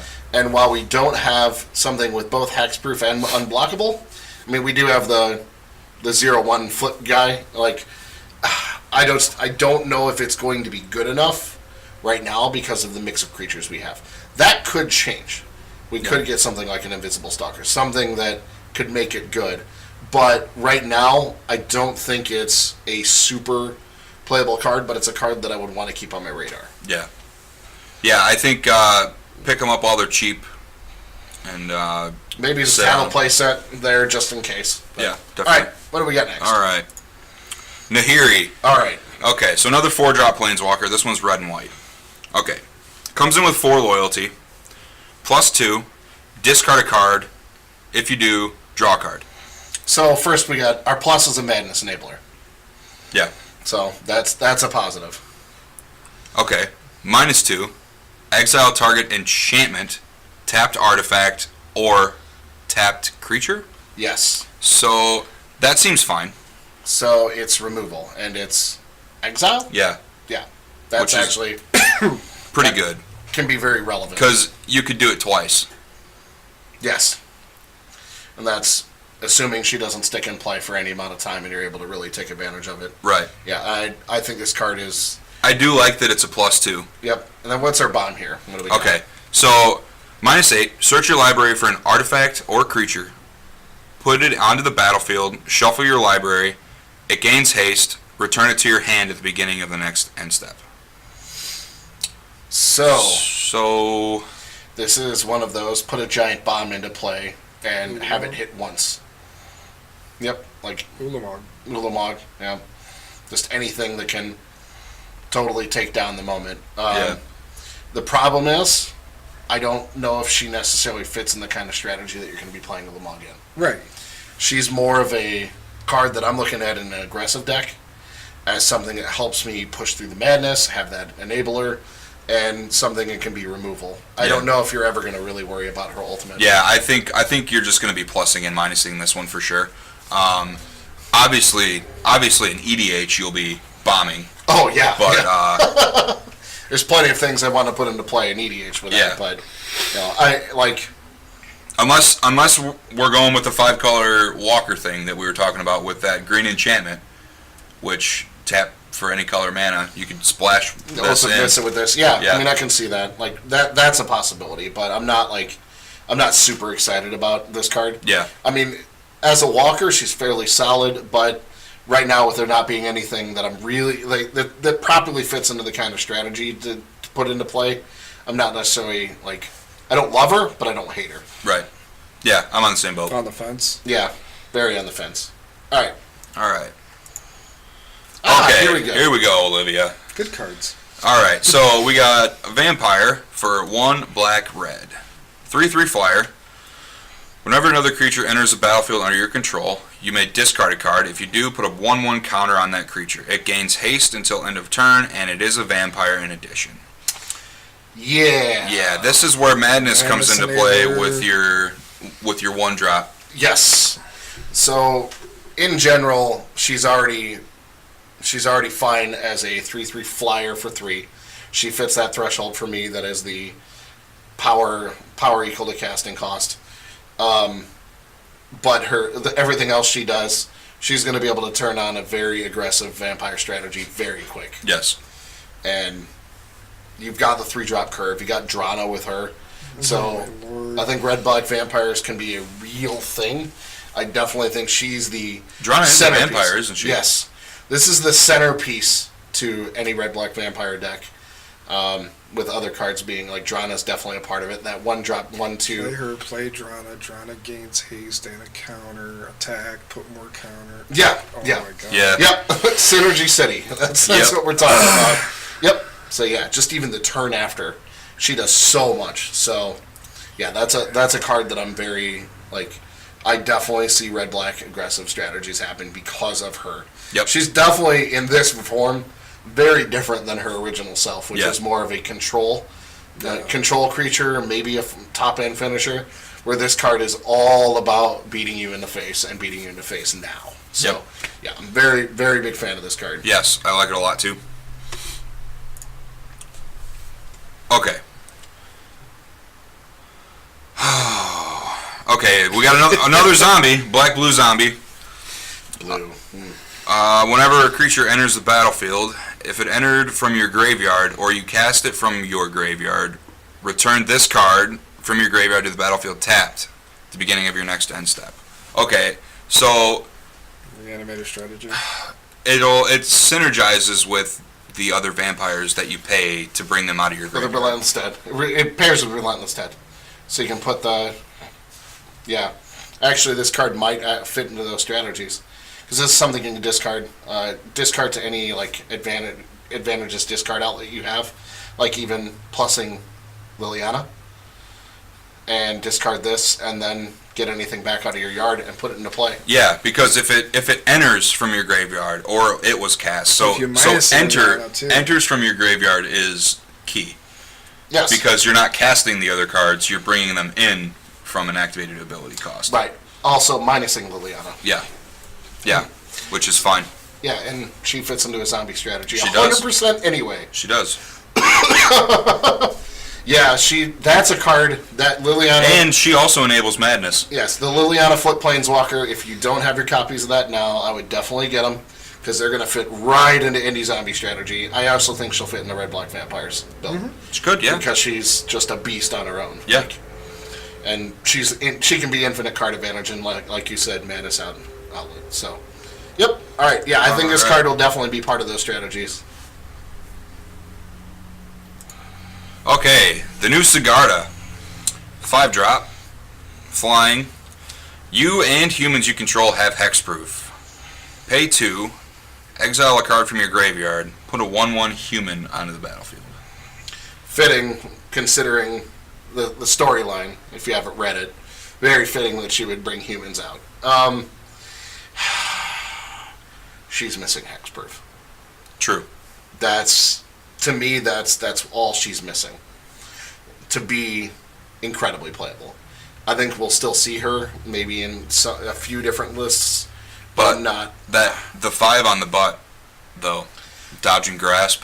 It does dodge grasp, and I mean, giving your human creatures hexproof, she could be the top And you end. as well. Yeah, she could be the top end of one of those green-white strategies. I don't know. Giving you hexproof with the tutelage strategy is bad. Yeah, you're gonna have to. Bounce that puppy. Yep, it's gonna be a target with a madness. Yeah. Yep.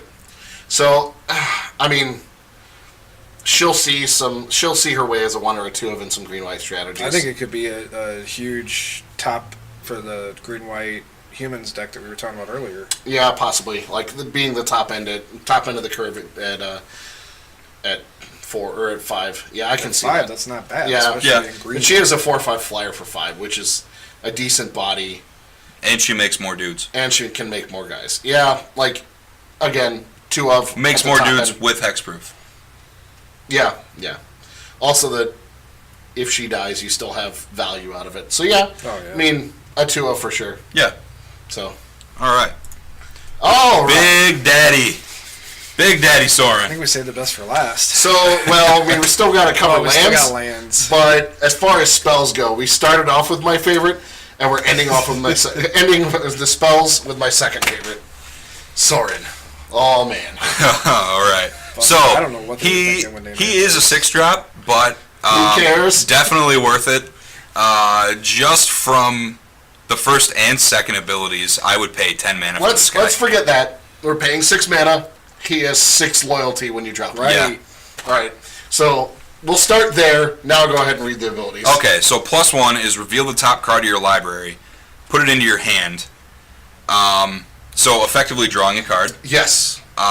and dealing damage to your opponent equal to its mana cost. Or All of your opponents, yes. which is solid. I like that a lot. Yes. Okay, and then the negative X is Soren deals X damage to target creature or planeswalker, and you gain X life. Yeah. So Soren gains life and he kills planeswalkers, which, by the way, again is very fitting. Like, Yes. as far as flavor goes, Soren is one of the more flavorful cards. I mean, it's not quite Triskaidekaphobia, but Right, yeah, it's not. Yeah. but What is? this card is a beast. And then what is the bomb? Just for Okay, so the -9 is put a number of 1/1 black vampire knight creature tokens with lifelink onto the battlefield equal to the highest life total among players. Right. So if for some reason you're not the highest life total, you're going to get a number of tokens equal to your opponent's life total. If you are the player with the highest life total, you're going to get more tokens than your opponent's life total. And this is going to take And 4 they turns have to do. lifelink. Yes. So, drops in at 6, plus to 7 turn 1, plus to 8, plus to 9. You can potentially bomb Soren, that the 4th turn after. Yeah. Like, this card insane. does all the things I wanted to do. So good. All the things I wanted to do. This is, as far, like, again, me loving Planeswalkers, this is one of the Planeswalkers I was most excited to see spoiled. I love this card. I think right now, with the removal that Black-White has, this card, like, this is going to be that top end.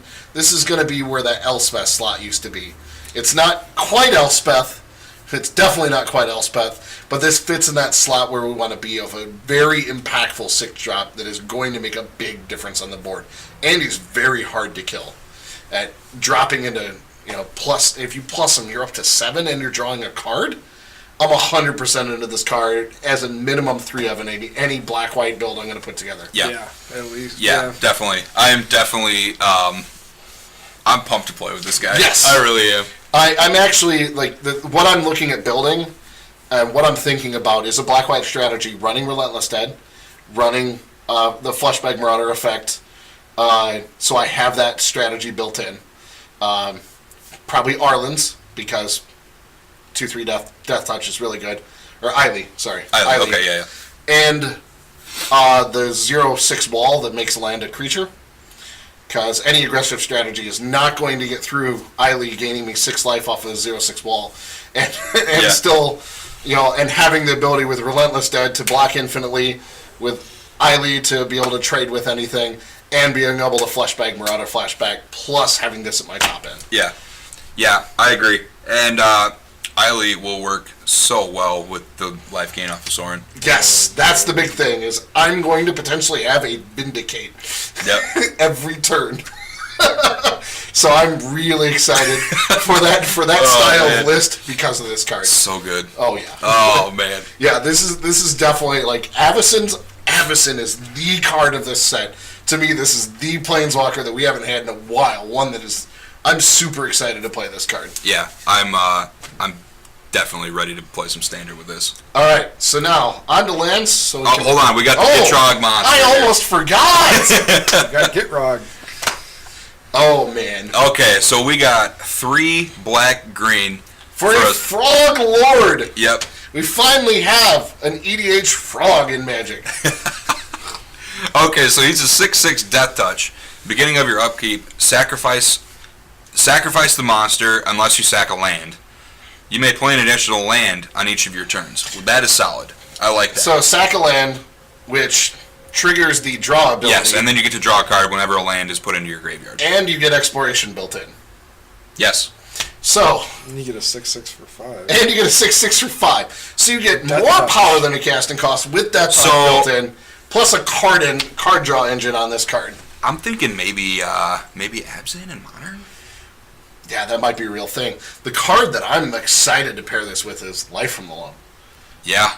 Like, being able to dredge Crucible a Loam. Worlds. Yep, Crucible Worlds, being able to replay lands. Baby. Dredging with Loam, playing the additional land every turn, sacking, drawing a card all the time, and then Dakmor Salvage. So this is the card, as I look at this, Dakmor Salvage plus any discard outlet means you can mill your entire yard. Now, what does that mean? In Modern, we don't have Dread Return. In Legacy and in EDH, we do have Dread Return. So the combo ability with this card and Dakmor Salvage is insane. Plus, any cycle land, anything we cycle draws 2.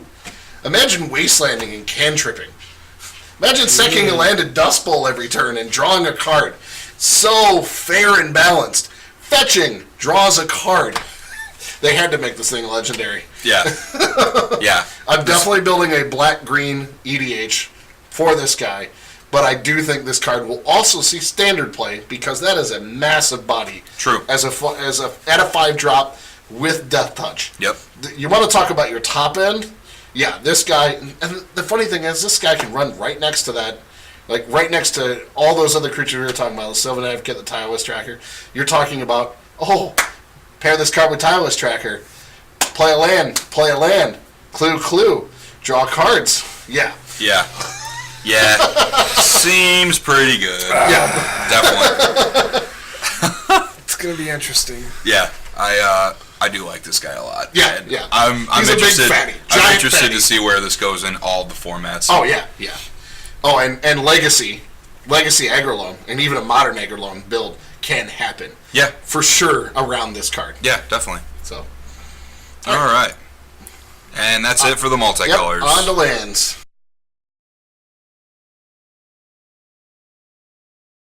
Okay, so let's wrap up on lands here. The first one we have is Warped Landscape. So what we kind of have here is a little bit of a broken down Evolving Wilds, but it actually taps for mana, which is fairly relevant. Plus, it can fix anything. Good limited. I don't know if it's going to see standard play. I think if you're in a 3-color strategy, especially, well, if you're in a 2-color strategy and you're delving into colorless cards as well, because we still have Reality Smasher and Thought-Knot Seer in the format. Yeah, that could be. This can be a totally fine card, because if you're stuck on not having that 3rd color, this is another way to be able to automatically get it. I mean, we still have the Pain Lands for a while, but I think this card is one that we're going to see as an enabler for Thought-Knot Seers and Reality Smashers and the like moving forward. Yeah. That's fair. I also think this will fit in the green-red ramp strategies to be able to go grab a waste to activate, like to be able to bring back a World Breaker or to cast, again, Thought-Knot or... Yeah. So, alright, so now, All right. let's talk about Abbey. The Westvale Abbey. So, this card. On the surface, it looks like a really bad Kaljoran Outpost. Yep. But, as we know, you can't judge a book by its cover. So, you get to make dudes every turn. Because Awesome. if you judge this book by its cover, you're going to get smacked right down. Oh, yeah. So you make dudes every time that you want to when you have the mana up, which is obviously very good. Even a control player likes the idea of being able to make blockers. But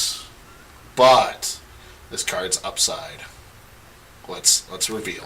All right. So you pay 5, you tap this, you sacrifice 5 creatures, then you transform it, and then you untap it. So Let's not forget the untapped yeah. part. Okay. And then it becomes the Profane Prince. the heir to Grizzlebrand, Yes. which actually is covered in the flavor text. Yes. So he is a flying, lifelink, indestructible, haste 9/7. Oh my god. What the hell were they thinking? I don't know. Flying, lifelink, indestructible, haste. I don't know, because you could just run a control shell strictly with this card as your kill. And you could secure the waste end of turn. Yep. And then 9 you, gain 9. It's insane. I love this card. I actually really love this card. Initially, Yeah. I was a little underwhelmed, and then I really started looking. I just looked at how much it costs to flip it, which really isn't going to be an issue. No. Not an issue at all. When you flip this thing, you are just going to win the game. Like a 9/7 flying, lifelink, indestructible haste. So the turn you flip it, you're hitting for 9. And this is the other thing to remember too. Because it has haste, even if it didn't start that turn in your play, if you just drop it and sack it then, it can attack that turn. Yeah. Yeah, it's definitely huge. The only thing that's going to get rid of this is Anguished Unmaking. Yep. Or the target player sacrifices a creature. True. But if you know they're playing that, you're going to make sure you have an extra token when it comes time. Right. Extra dude. Yep. Yeah, or have mana up for your counterspell if you're playing control. Yep. Or yep. yeah. And so the removal is extremely limited, which I like a lot. Also, you can block with all your creatures that are going to die, and sack them all, and have a 9/7. Yep. Yeah. I'm a big fan of this card. I think this is going to see a lot of play. Seems pretty good. Yep. Yeah. All right. All right. So on to the Drownyard Temple. So tap it, add a waste to your mana pool, pay 3, return it from your graveyard to the battlefield tapped. So Seems like it's going to work pretty well with the Gitrog monster. that's exactly what I was thinking, Sarah. Is that's a way to not lose land base, to have a constant sack outlet for the monster. Also, And that doesn't count as playing a land for the turn either. no, it does not. And you can do it. That's not limited to doing it when it's a sorcery. You can do it at any time, so you can do that at the end of your opponent's turn. Yeah. This card's totally fine. It's also actually decent for a madness outlet as well, because you can madness something, or a discard outlet. If you have to discard something for any reason, you can get this back. Right. Yeah. This card seems okay. Yep. I like it. Definitely a card I want to own 1 or 2 copies of. Probably 2 copies of. Yeah. Definitely. All right. Okay. So So- on to the rare land cycle. Okay.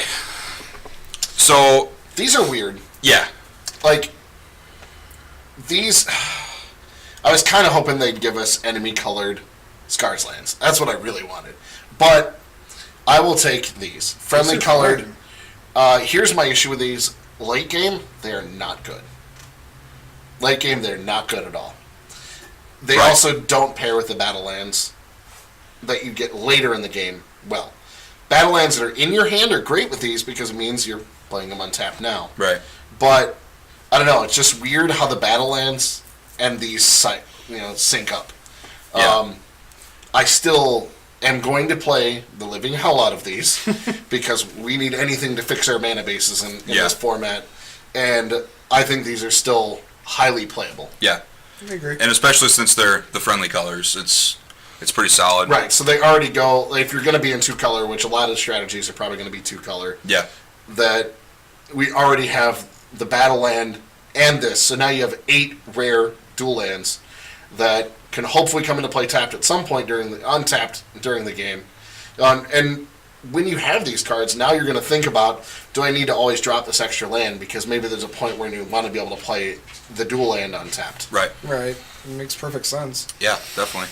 So Which brings us to our enemy colored new uncommon tap lands that come in. So we have all 10 color combinations available to us. yes, between this, like red-blue, we actually have Wandering Fumarole and this. Yep. So we'll be fine. If we're in white-black, we have Shambling Vent and Shambling this. Vent. Yep. If we're in red-white, we have Needle Spires in this. Yep. If we're in blue-green, we have the blue-green Manland. Yeah. So we're actually okay on the enemy colors. And we have Hissing Quagmire in black-green. Yeah. So we have a full cycle of 8 come into play, or 8. They're all coming to play. each color. They're all coming to play tapped, but in enemy color, dual color deck, you have 8 dual lands. Granted, they're all coming to play tapped, but you have 8 duels to fix your mana base. Yeah. So I do like that. I think these definitely are going to see play. These remind me. This is the Shivan Oasis of the old days. Yeah. That's just a straight reprint of those, but finally giving us enemy colors. And it's definitely going to slow down standard from where it was, Oh, definitely. Yep. which 100%. makes it better for the control players. Well, I mean, I still think we're going to have some aggressive strategies. Oh, yeah, And I obviously. think we're going to see a lot more mid-range. We might see a couple mono color decks too. Oh, very likely. yeah, We're going I to see would- mono black happening for sure. Mono black, white, mono mono white. green. mono green. Mono green with all those fatties it can drop into the late game. But, yeah. I think even mono blue with like Thing in the Ice, and then Geralf's Masterpiece. Yep. Well, and let's not forget that we still have the Eldrazi cards around. Yeah. So we essentially have that 6th color just sitting there. Mono red Eldrazi is still a deck. It didn't lose very much. Yeah. So, I don't know. I think overall, Shadows of Innistrad has me really excited I agree. I for agree the new with that. standard. I like where Magic is going for this season coming up. Yep, and I'm hoping that the next time we're looking at the next set that I'm as excited, because this is probably the most excited I've been about a standard set in the last few years. Yeah.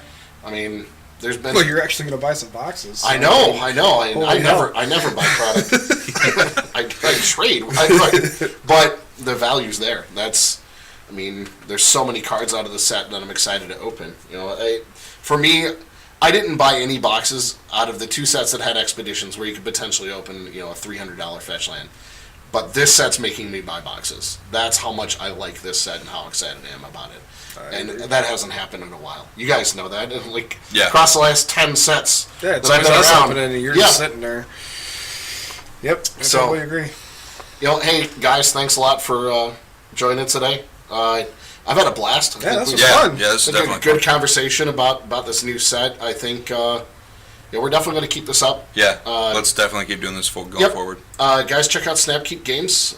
We got deck techs coming next week, Yep. right? We're going to start. We're going to get back on our deck tech series. That's something that life got busy. Yeah. As it always does. But we're definitely going to do deck techs. Hopefully we'll have one up as soon as this weekend. I've got some friends who are going to play in Baltimore, and I'm looking to get some info from them so I can, get something together. But yeah, we're really excited about this. We're definitely going to keep putting a lot more content out. So really hope you guys keep watching. Brandon, do you have anything in closing? No, not really. Just go ahead and hit that subscribe button on the bottom and make sure you're following us and give us a like, guys. Subscribe, hype. Yeah. Check us out on Twitch also. Yep. We'll get our Twitch channel. We'll put it down below as well. Yep. Derek, do you have anything to close? No, just can't wait to play some Magic finally and actually have a good deck that I'm happy to play. I've been playing Rally for so long, I was getting quite bored with it. Yep. And I know I'll be there and Derek will be there. Hopefully we can find somebody for Brendan to be there. Well, we'll definitely be in Columbus for the Invitational. So if you guys see us, please come say hi. We'd love to meet the people that are watching. Anyway, thanks a lot, guys. Hope to see you next time. Have a good one, guys. Thanks for watching.